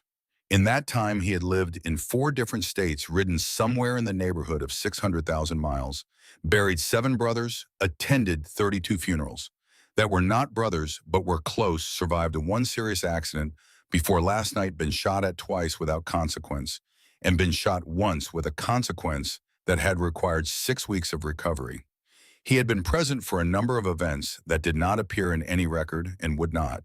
He had not in 26 years been pulled out of a burning ditch by a 74-year-old woman using a piece of rebar as a lever. He thought about that as he sat at the kitchen table. He thought about what it said about the world that such things were possible, that such a woman existed in a farmhouse off Route 60 with her unpicked cotton and her past due notices and her 8th grade physics, and that she had gone out in the dark to do what needed doing without stopping to calculate whether it was practical. He thought about his daughter in Austin and what she would say if he told her this story. She would say, of course. She would say that without surprise. She would say that because she had been raised to believe that people were capable of more than they usually demonstrated, and that the occasions when they demonstrated it were not miracles, but simply the situations that required it, meeting the people who rose to meet them. He was going to call her tonight, he decided. He had been meaning to call for 2 weeks. How long have you been with the Iron Wolves? Eleanor asked. Cage looked at the window. The late light was catching the chrome of the nearest motorcycle and sending a reflected bar across the kitchen ceiling. 26 years, he said. That's a long time. It is. Eleanor turned her coffee cup in her hands. The ceramic was warm against her bandaged palms. She could feel the blistering under the gloves, a clean burn, not deep, the kind that heals in a week if you keep it clean and don't pick at it. Do you have family? She said. Cage was quiet for a moment, not an uncomfortable silence. A considered one. A daughter, he said. Meredith, she's 29, lives in Austin. Are you close? Getting there, Hikaridu. He looked at the table. We weren't for a long time. I did things that were my fault. She gave me another shot 2 years ago. He paused. I'm trying to make it worth her while. Eleanor nodded. She understood without being told that this was not a small thing he had just said. Do you want more coffee? She said. Please. She poured. They were quiet again. My son's name is Bobby, Eleanor said. She had not meant to say it. It came out the way things come out when the guard you've been keeping has been exhausted by a day that was too big for ordinary management. He's 46. He left when his father was alive, and we haven't, she stopped. We haven't talked. For a while. Cage did not say anything. He did not offer the reflexive sympathy that people offer when they don't know what else to give. He sat with the information the way she had sat with his. He knew the farm was in trouble, he said finally. I don't know what he knew, Eleanor said. I didn't call him. Cage looked at his coffee cup. You called me to save your father once, he said, even when you thought he didn't want you to. Eleanor looked at him sharply. Meredith, he said, 2 years ago. I was in a bad way, one of those situations that don't end well if someone doesn't intervene. She drove 4 hours and showed up at a door I hadn't told her about. He paused. I hadn't told her a lot of things. She showed up anyway. He looked at Eleanor steadily. Kids do that, he said, when they love you, even when you've given them a lot of reasons not to. Eleanor was quiet. Outside, the sound of a truck engine on Route 60, slowing, turning. She looked at the window. A truck she did not recognize was coming down the drive. It was an older model, a dark green Silverado with a dented tailgate, and it was coming slowly the way someone comes who is not sure of their welcome. Eleanor stood up. She went to the window. The truck stopped at the edge of the yard among the motorcycles. The driver's door opened. The man who got out was 46 years old and had his father's height and his mother's pale eyes and a look on his face that Eleanor had not seen since he was very small, since he was the age when people haven't yet learned to arrange their faces to hide what's happening behind them. He stood in the yard among the motorcycles and he looked at the farmhouse, and he did not come any closer. Eleanor stepped back from the window. She was very still for a moment. Then she went to the back door. She opened it and stood in the doorway. Bobby McAllister looked at his mother, standing in the kitchen doorway of the farmhouse where he had grown up, bandages on both hands, dust on her work boots, and something in her face that was not quite what he had expected. He had expected he would tell her later that she would look diminished, that 3 years alone on a failing farm would have worn something out of her. That is what he had feared, and it was one of the reasons he had not come sooner, the fear of what he might see. She did not look diminished. She looked like Eleanor McAllister. "Bobby," she said. He cleared his throat. "I saw it on the news feed, the farm, the bank." He stopped. He looked at the harvested fields, at the motorcycles, at the men. "I drove from Wichita Falls." He looked back at his mother. "I should have come sooner." Eleanor looked at him for a long moment. "Yes," she said, "you should have." And that was it for a moment. Just that. The truth of it sitting between them in the October air, not softened and not made into something smaller than it was, because Eleanor McAllister did not soft pedal things, and Bobby had grown up knowing this, and part of what had kept him away was the knowledge that coming back meant being honest about what he had allowed to lapse. But she had opened the door. Bobby came across the yard. He had to navigate between two motorcycles, and as he came past the second one of the Iron Wolves, the young, lean-faced one who had been working the north corner, looked at him. The biker looked at the farmhouse. He looked back at Bobby with an expression that was entirely neutral and entirely clear in its meaning. This is where you need to be. Bobby came up the steps. Eleanor moved back from the doorway to let him in. He stood in the kitchen of his childhood and looked at the table and the coffee cups and the man sitting at the table who was not his father, and the lien release document folded on the counter, and the bluebonnet cup, which he recognized immediately, because you do not forget the things you made as a child. Cage stood up. "I'll go check on the crew," he said. Eleanor did not stop him. Cage went out through the back door and into the yard. Eleanor and Bobby stood in the kitchen. "Is that—" Bobby looked at the lien release. "Did you—" "The farm is free and clear," Eleanor said, "as of 11:22 this morning." Bobby's face did something complicated. Eleanor watched it. She had 30 years of practice watching that face. "How?" he said. Eleanor looked at the window at the yard outside where Reed Briggs was organizing the loading up of the last collection equipment, at Cage moving through the group of his men, at Dottie Dixon sitting on the tailgate of her Ranger, talking to the young lean-faced biker. "Long story," she said. She pulled out the chair across from the one Cage had been sitting in. "Sit down," she said. "I'll make more coffee." Bobby sat down. He put his hands flat on the table, his father's table, the scarred oak that held 40 years of the family's daily life in its grain. He sat there for a moment, and then he put his face in his hands, and he made one sound, quiet and brief, that was not quite a sob, but was the sound that comes just before a person either cries or manages not to, and he managed not to. Eleanor put the kettle on. She stood at the stove with her back to him and let him have a moment to find himself. "I'm sorry, Mom," he said. "I know," she said.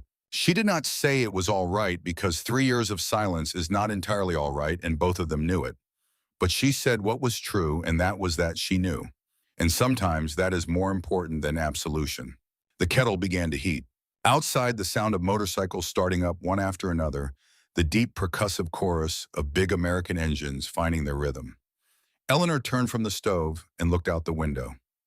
The Iron Wolves were mounting up Reed at the front, moving through the familiar motions of departure.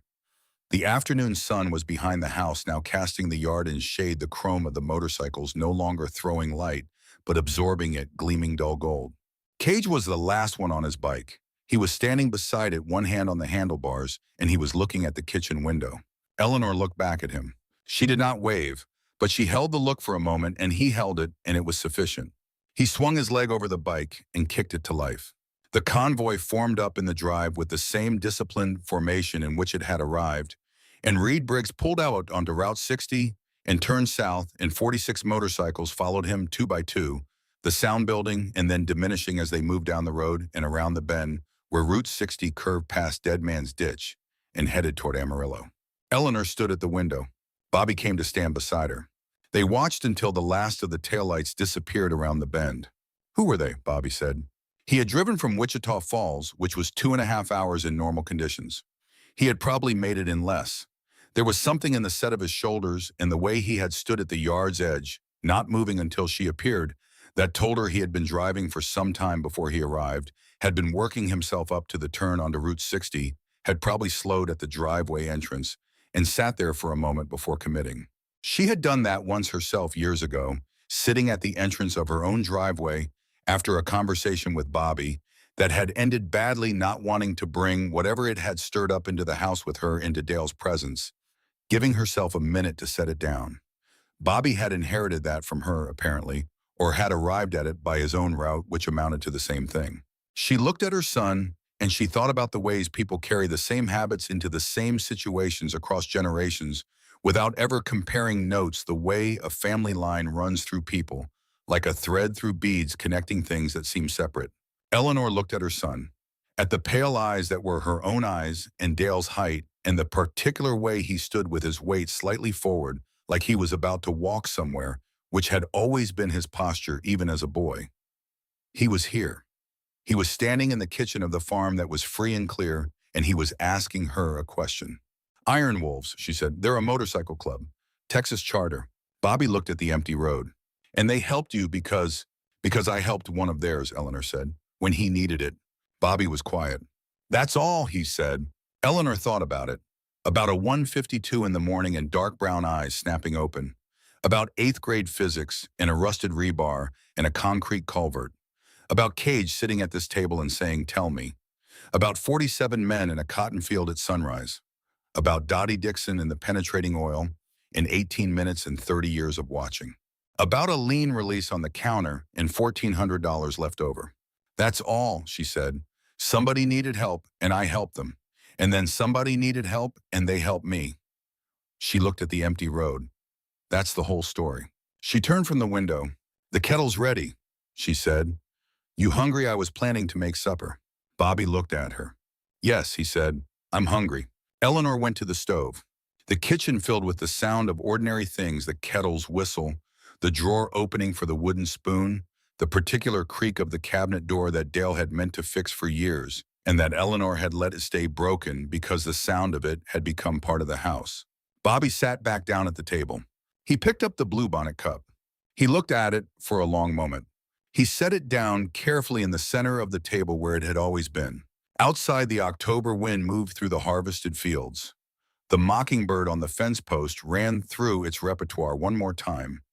The sun went west behind the storm clouds building over New Mexico, and the long light went, and the evening came on the way it always did, the way it had for 93 years, on the Route 60 ground, quiet and certain, and without asking anyone's permission. Eleanor McAllister cooked supper. Her farm was free. Her son was home. And somewhere south on Route 6047, motorcycles moved through the Texas evening, heading home, the road running out ahead of them, flat and straight and lit by a sky full of stars. The first week after the bank left was the quietest Eleanor had known in a long time. Not the quiet of solitude which she had lived with for 3 years and which had its own texture and weight. This was a different quiet, the quiet of aftermath, the kind that settles over a place where something large has happened and the ordinary sounds of life are resuming, but everything still carries the echo of the event in it. The wind through the empty cotton rows, the creak of the barn door in the morning, the sound of Bobby's truck in the drive when he came back from town. He had stayed. She had not asked him to. He had gone to his truck the evening of the first day and come back in with a duffel bag and said if it was all right, he'd sleep in his old room for a while.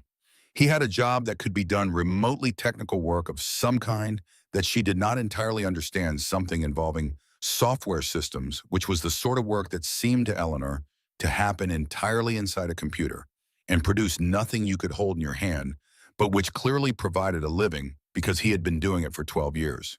He sat up on the kitchen table with his laptop and his headphones, and he worked in the mornings and in the afternoons. He walked the farm the way Dale used to walk it, going out after lunch and coming back before supper, sometimes stopping at the old fence line at the south end and standing there for a while.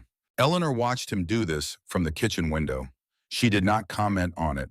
There were things between them that had not been said yet. There was a conversation that needed to happen, a real one, about the 8 years of silence and what had built it and what had let it stand so long. Eleanor knew this. She suspected Bobby knew it too. But neither of them initiated it in the first week because there was a natural wisdom to waiting until the ground was steady before you stood on it. In the meantime, there was work. The cotton picker needed a real repair, not Dottie's emergency patch. Eleanor called the John Deere dealer in Amarillo on the Thursday after the harvest and was told a rebuilt spindle drive assembly could be sourced in 3 weeks and installed for $3,200. She had the money from the $1,400 left over from the harvest in a small savings account she had not touched in 2 years, money she had been keeping against exactly this kind of contingency. She made the appointment. 3 weeks later, the John Deere dealer sent a crew out with the rebuilt spindle drive assembly and a service truck, and they spent 6 hours on the cotton picker doing it right, replacing not just the damaged components, but several other parts that had been showing wear. And when they were done, the machine ran the way Eleanor remembered it running when it was new. She sat in the cab and let the engine idle and listened to it. It sounded like itself again. Solid and deep and over-engineered, built to last, built the way things used to be built, when the people who made them assumed that whoever used them would still be using them 30 years later. She ran through the mechanical checks the way she always did, the spindle heads and the cylinder, and the drive speeds, each one confirming what her ears had already told her. Everything as it should be. She paid the invoice from the operating account and noted the balance afterward and thought, this is manageable. For the first time in 3 years, the farm's finances were something she could look at straight and describe as manageable. Not comfortable, not generous, but sound. The cotton had been sold. The debt was cleared. The machine was repaired. The winter wheat was in the ground in the south block, which Bobby had helped her plant on a cold, clear November morning, working the rows together in the particular companionable silence of people doing work they both know how to do. Dale would have been pleased about the south block. He had talked about diversifying into winter wheat for a decade and had never gotten to it, partly because of the machine cost and partly because there was always something more pressing. The something more pressing had finally cleared. She climbed down from the cab and walked to the barn door and stood there looking at the harvested fields in the November light. The ground was bare and dark and quiet, holding whatever it held against the spring. She could smell faintly the difference in the soil where the wheat had gone in the opened earth smell of ground that has been worked recently. She thought sometimes about what Sheriff Lena Cross had said when Eleanor called her the following week to thank her for coming out that morning. Lena had been quiet for a moment before responding, the particular quiet that precedes a thought that has been considered before being spoken. Eleanor, she said, I've been doing this job for 28 years. I've seen foreclosures. I've seen families lose things they built over generations. I've been there when the papers got served, and I've watched people walk off land their grandparents broke, and I have never found a way to feel all right about it. A pause. That morning was the first time in 28 years I drove away from one of those situations feeling like the right thing had happened. Eleanor had thought about that for a long time afterward.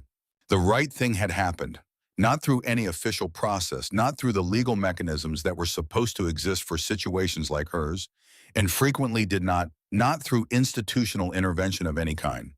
Through a man on a motorcycle going too fast on a road he didn't know well enough at 2 in the morning, and a piece of rusted rebar, and a woman from Hereford with 30 years of knowledge in her hands. The right thing was not always where you expected to find it. Sometimes it was in the ditch. She thought about that too, the ditch. Dead Man's Ditch, which had a proper name she had never used and probably never would. She had looked at that ditch from her field road for 40 years without thinking much about it beyond the practical drainage capacity, the way it handled the spring runoff. She would never look at it the same way again. Some places become larger than their geography through what happens in them. The ditch was larger now. Dale would have found this entire sequence of events enormously satisfying, she thought again. The rightness of it would have pleased him the way unexpected but deserved outcomes always pleased him, because he had believed all his life that the universe was broadly fair if you gave it enough time and engaged with it in good faith. Eleanor had been less certain of this than he was. She was still less certain, but she was on balance more willing to consider the possibility than she had been on the night of October 13th, sitting at the kitchen table with the lights off and the past due notices in front of her. That was something. She thought about her grandfather planting sorghum on this same ground in 1931 with a borrowed mule and a bought second-hand plow in the first autumn of the Depression, because planting was what you did when the ground was yours and the season was right, regardless of what else was happening in the world. The South Block looked different with wheat in it. Bobby noticed it first. He came in from the afternoon walk and said that the South Block looked different, and Eleanor, who had been watching it from the kitchen window all week, said yes it does, and they stood at the window together for a moment and looked at it. The winter wheat had come up thin and even in the rows pale green against the dark soil, the color of something starting rather than something ending. Dale would have gone out and walked those rows the same evening they showed green. He would have crouched down at the edge of the first row and looked at the emergence with the attention of a man seeing evidence of his intention made real. He would have said something about it, some observation about the stand count or the soil temperature or the way the light was hitting it, and Eleanor would have listened and watched and understood and added her own note to his. She thought about going out and crouching down at the edge of the row herself. She put on her boots. Bobby came out behind her without being asked. They walked the South Block in the late afternoon light, moving slowly down the row, checking the emergence, and Bobby asked questions that were the right questions, specific and practical about soil preparation and seed rate and the expected harvest window. He had grown up on this farm. He knew what mattered to know. The knowledge had been there all along under the 8 years of silence and distance intact. She answered everything he asked. They walked back to the house in the long evening light, with the wheat behind them and the empty cotton fields to the east, and the October stars beginning in the west. And Eleanor thought about generations, about the way a family's understanding of a specific piece of ground accumulates over time and cannot be replaced by anything else. You can hire someone to work the land, but you cannot hire someone to know it. Bobby knew it. He had always known it. He had learned it in the same way she had learned it growing up on it, walking it, listening to the people who had worked it before him talk about what it held and what it needed and what it gave in return. That knowledge did not go away just because you left. It was still there. She went inside to make coffee. She called Dottie Dixon on the same Thursday. Dottie answered on the second ring. "I've been wondering when you'd call," Dottie said, which was the way that women of a certain generation have of saying they expected the call and were waiting for it, and that there is nothing in the slightest wrong with the timing. "I wanted to wait until I knew what I was calling to say," Eleanor said. "Fair enough. What are you calling to say?" Eleanor looked at the lien release document which she had framed, not with any sentiment. She was not a sentimental woman, but a document of that significance she felt deserved to be in something other than the kitchen filing box, and the hardware store in town sold simple frames, and she had put the document in one and hung it on the wall beside the door to the hall, where Dale had always hung the farm's operating license and the inspection certificates for the equipment. It looked appropriate there in her estimation. "I'm calling to say thank you," Eleanor said, "for the part, for the repair, for staying."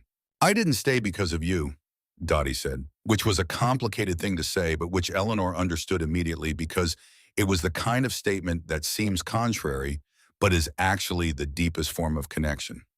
"I didn't do it for you. I did it because it was the right thing to do, and the fact that it also helped you is something I'm glad of, but it was never the condition." "I know," Eleanor said. "George would have done it faster," Dottie said. "He knew that machine like he knew his own hands. The 9970 was his favorite to work on. He said John Deere built it the way things used to be, built over-engineered, meant to last." "It lasted 33 years, Eleanor said. "And counting," Dottie said.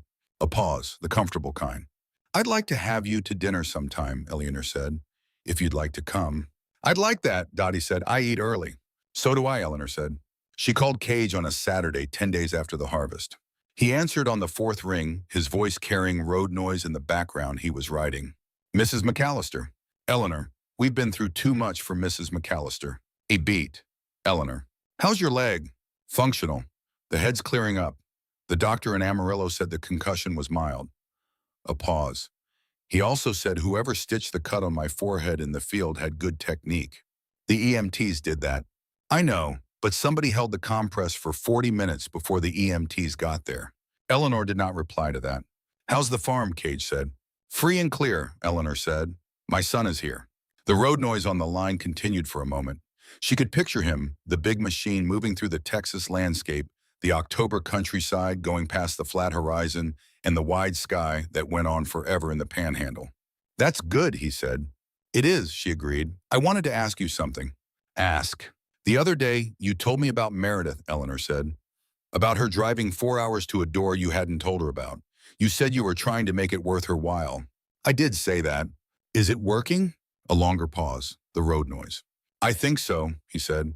I'm going to see her next week. Austin. She wants to show me where she lives.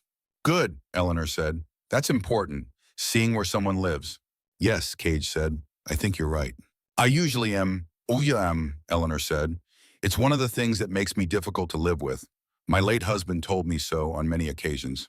The sound that came through the phone was not quite a laugh, but was the warm precursor to one.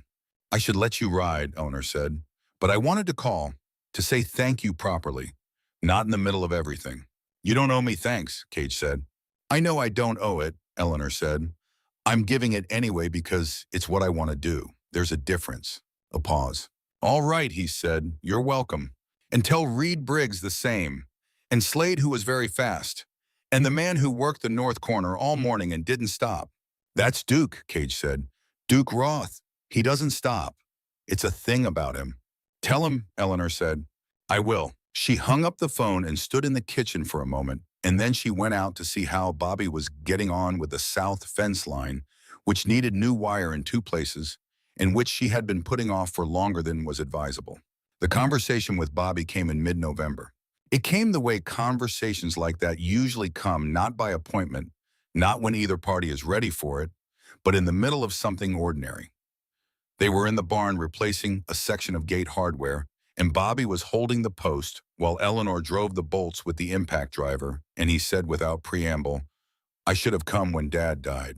Eleanor set the impact driver down. She looked at him.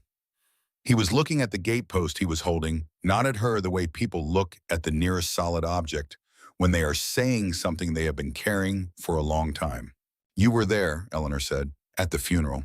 I was there for 3 days. Then I left. He shifted his grip on the post. I didn't come back to help you wind things down. I didn't come back to help you figure out the farm finances. I left you alone with all of it. Eleanor was quiet.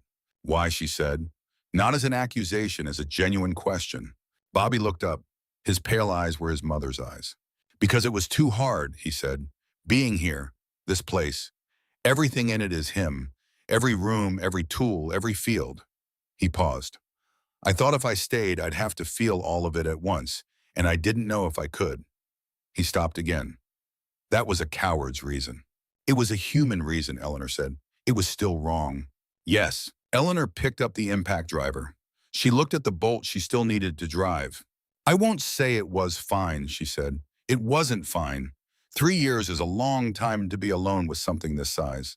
She paused. But you're here now. That's what I care about. I should have come sooner. You should have, Eleanor agreed, and you didn't. And now you're here. That's what we have to work with. She drove the bolt.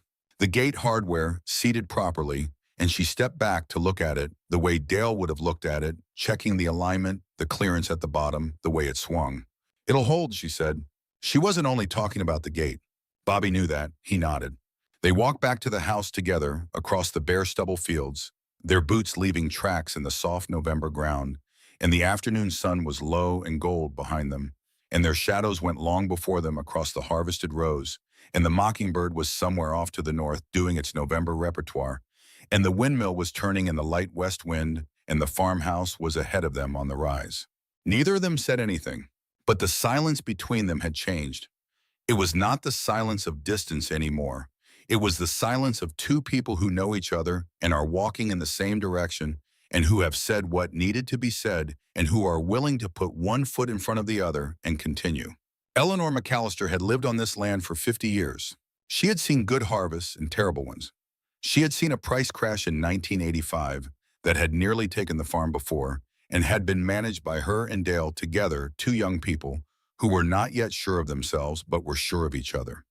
She had seen 3 droughts, 1 flood, and the year the boll weevil came back and took a third of the crop before anyone knew what was happening. She had raised a son and buried a husband and spent 3 years learning what it meant to be entirely responsible for something that was larger than herself. She had never in all of that asked for help she did not have to ask for. But there was something she had come to understand in the 10 days since the harvest, sitting with the lien release on the wall and the farm's accounts finally in the black and her son at the kitchen table in the mornings, and the knowledge that the cotton picker would be properly repaired in 3 weeks, that the help she had received on the morning of October 14th had not been charity. It had not been a gift. It had been the consequence of an action she had taken without calculation or expectation in a drainage ditch at 1:40 in the morning because a man was there and he needed pulling out. That was the whole of it. You did the right thing because it was the right thing to do. You pulled the person out of the fire because they needed pulling out. You stood with your hand on the compress for 40 minutes in the cold dark because that was what the situation required. And the world, which is full of debts and obligations and the complicated mathematics of who owes what to whom, sometimes, not always, not often enough, but sometimes balances the account in ways you did not arrange and could not have predicted. The Iron Wolves of the Texas Charter had come down Route 60 in the morning with no guarantee that the farm could be saved. They had come because Cage had called Reed, and Reed had made the call, and they had come because their code said you show up when one of yours has been helped. That code was a hard one earned in hard places, and Eleanor had seen it operate from the inside now, and she would not romanticize it. These were complicated men who lived by rules that were not always the world's rules, who had done things she probably preferred not to know about, who would continue to do things she probably preferred not to know about. But they had come. And they had worked until the job was done. And when it was done, they had gone without asking for anything except the acknowledgement of a debt paid and a handshake from a woman who had not hesitated in a ditch at 1:40 in the morning. Eleanor thought about this as she and Bobby walked back to the farmhouse in the November afternoon. She thought about what Dale would have said about it. Dale, who had walked this ground for 40 years and talked to it like it was a living thing. Dale, who had never been quick to judge people and who had always said that the most interesting thing about a person was usually the thing they didn't tell you first. She thought he would have liked Cage. She thought he would have liked Reed Briggs, though the two of them might have had a complicated few hours getting to that point. She thought he would have immediately and completely liked Dottie Dixon. She thought he would have liked this story, the whole unlikely, improbable, true-hearted machinery of it, a crashed motorcycle and a rebar lever, and a 71-year-old woman with penetrating oil in her shirt pocket, and 47 men in a cotton field and a banker's face when the numbers came out right. He would have laughed about it for years. Eleanor smiled at the thought. Bobby looked at her. "What?" "Nothing," she said. "I was thinking about your father." Bobby was quiet. "He would have liked this story," Eleanor said. Bobby looked at the fields, at the farmhouse, at the weather vane on the barn roof turning in the wind. "Yeah," he said, "he would have." They went inside. At the table, Bobby made coffee because he had learned in the past 2 weeks that making the coffee was one of the things you could do, one of the ways you could be useful in a kitchen that had been managed for 3 years by a woman who had very specific ideas about how things were done and who was not going to surrender those ideas on her son's behalf, but who would accept gratefully the making of coffee. Eleanor sat at the table. She looked at the lien release in its frame on the wall. She thought 93 years, her grandfather with his mule, her father paying off the mortgage, her and Dale for 4 decades, the breaking drought years and the good years, the broken machine and the bank's SUV in the drive, and the ground vibrating under her feet at 8:20 in the morning, and the sound of 47 engines cutting out in unison. She thought 10 generations could live here if they chose to. The ground would hold them. The Route 60 ground. It had held everyone so far. Bobby set a coffee cup in front of her, the bluebonnet cup. She picked it up and held it. She thought about how small this was. This kitchen, this table, this cup made in a third-grade art class. She thought about how large it was at the same time, how everything important is simultaneously small and large. She thought about Cage on a highway in central Texas riding toward Austin to see where his daughter lived. She thought about Dottie Dixon driving home to Hereford with a bottle of penetrating oil back in her shirt pocket and 40 years of her husband's expertise in her hands. She thought about Reed Briggs looking at the empty field with his sunglasses on.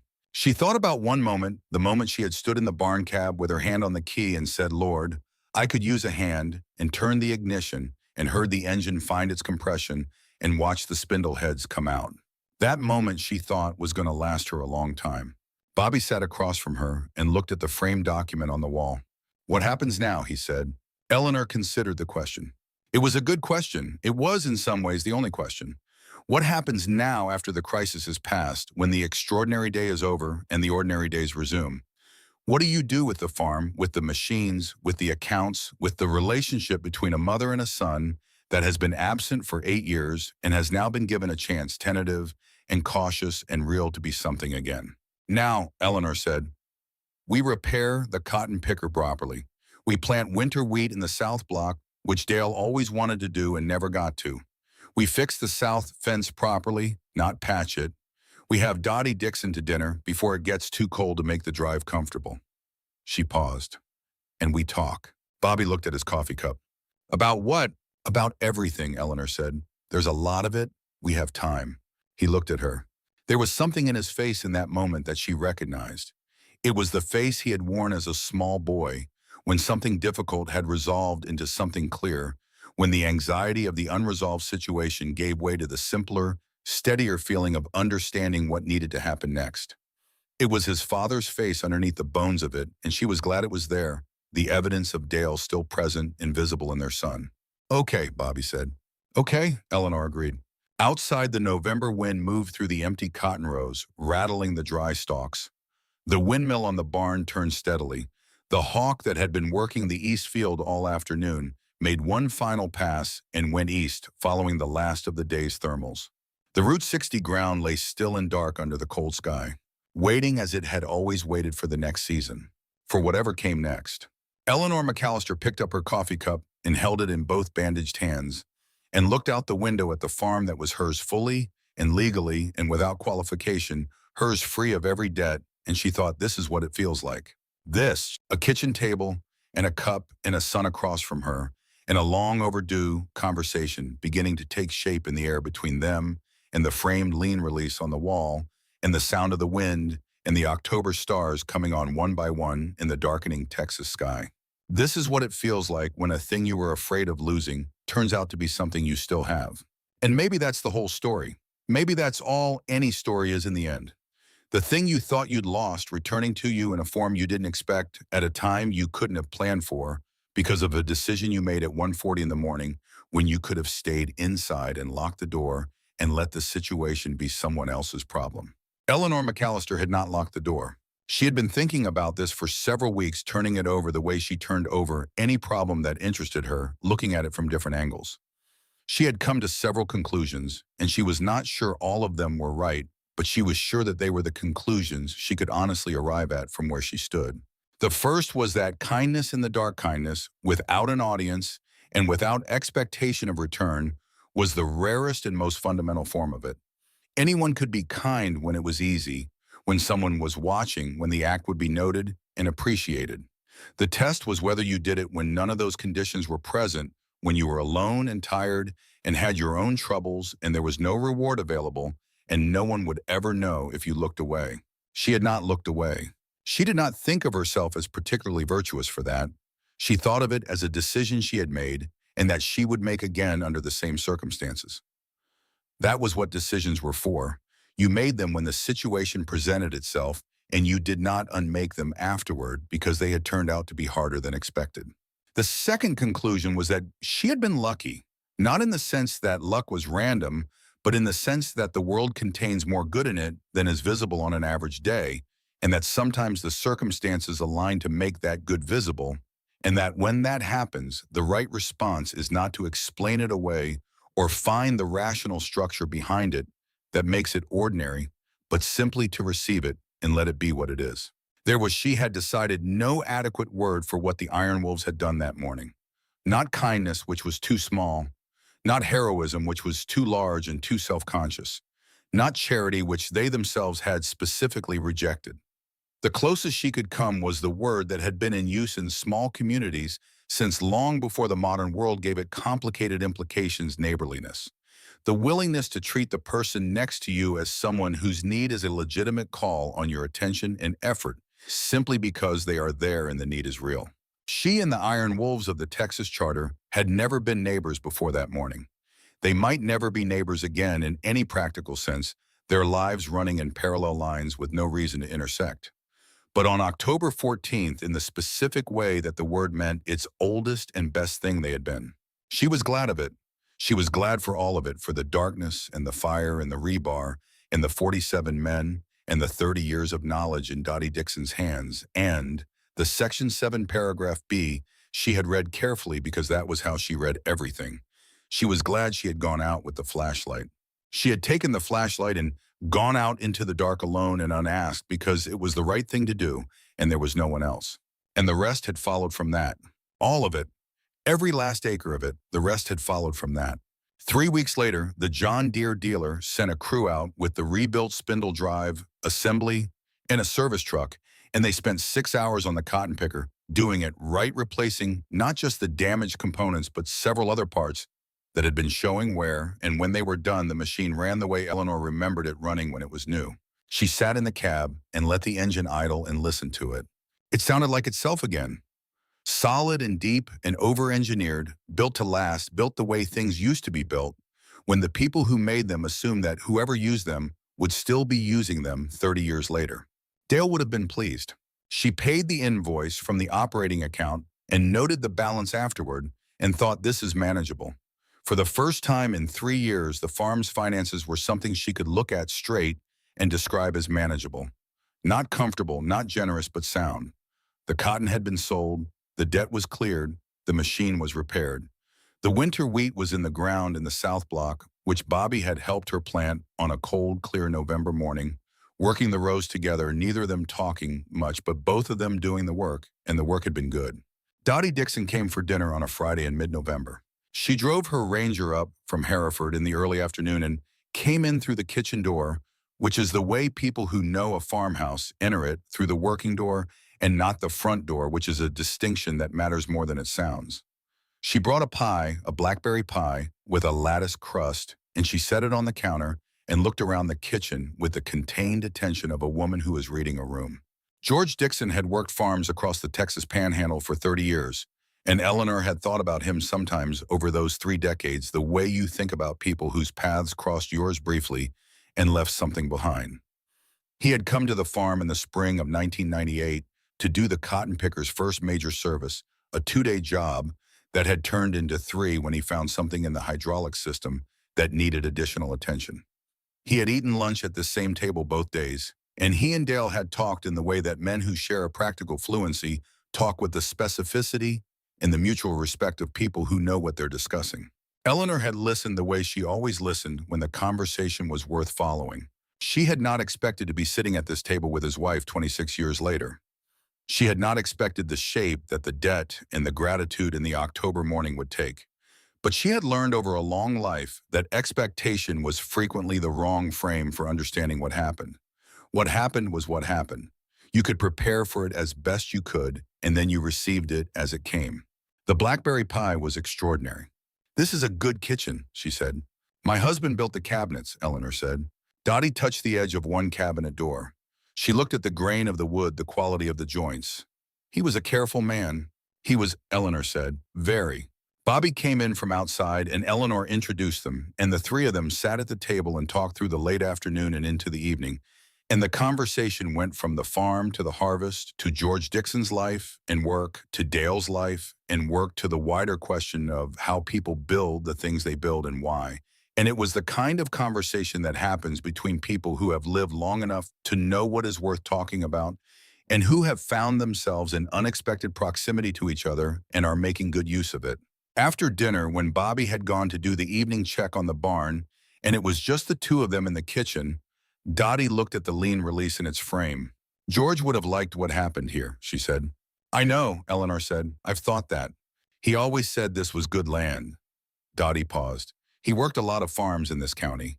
He said this was the one he'd have wanted if things had been different." She looked at Eleanor. "He meant it as a compliment." "I take it as one," Eleanor said. Dottie stayed until 9, which is late for women who rise early and drive 40 miles home in the dark. Eleanor walked her out to the Ranger. The sky was enormous and full of stars, the way it is in the Panhandle on clear nights when there are no clouds and no competing lights, and the cold air carried the smell of plowed ground from the South Block, where the winter wheat was finding its depth in the soil. "Same time next month," Dottie said. "I'll make the pie," Eleanor said. Dottie got in the Ranger and backed down the drive and turned onto Route 60 and went south toward Hereford, her taillights small and red in the flat Texas dark. Eleanor stood in her drive for a moment and looked at the sky. She was not sentimental about most things, but she had found a woman who stood in her drive at night and looked at the stars and let herself feel the full weight and the full fortune of being precisely where she was on this land, under this sky, in this particular arrangement of circumstances that had brought her to this moment and no other. She thought about the morning of October 14th.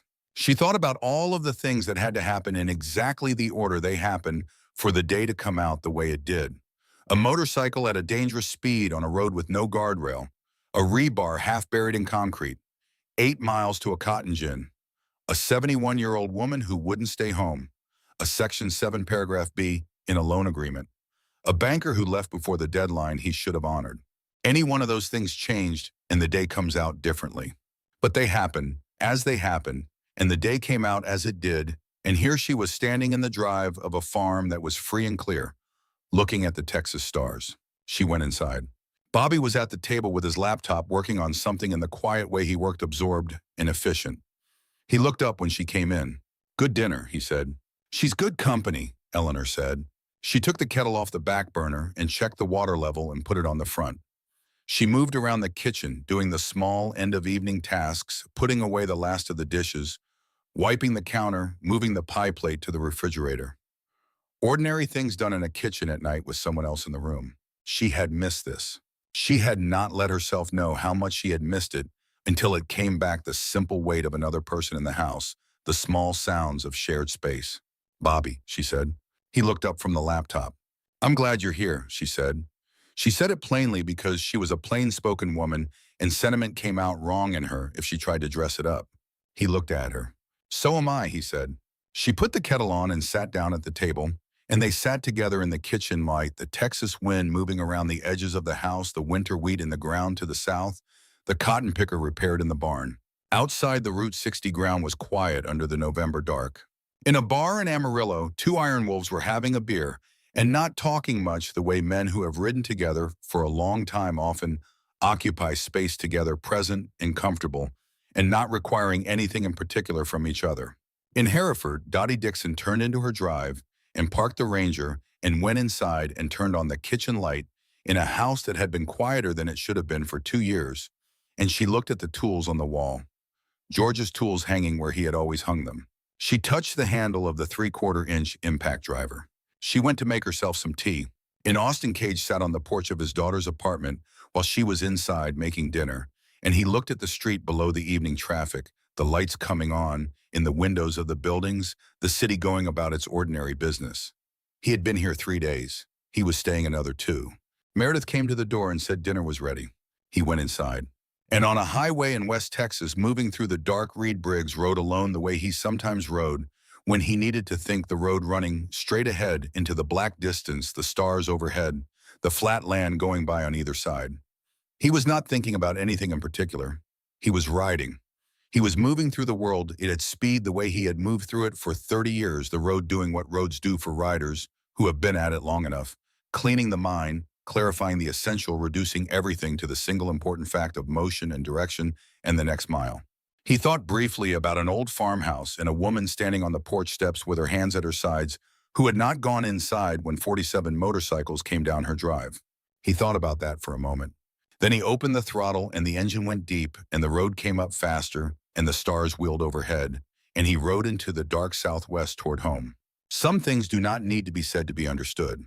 Some debts do not come with paperwork. Some nights in the Texas Panhandle, the wind is very still, and the stars are very close, and the Route 60 ground lies quiet under them, holding everything it holds: 3 generations of a family, 40 years of a marriage, the memory of a man who built good cabinets and walked his fields in the mornings and called them by name. And a new season coming always. The winter wheat in the ground.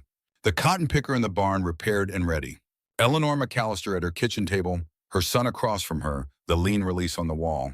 This is what it looks like when things come right.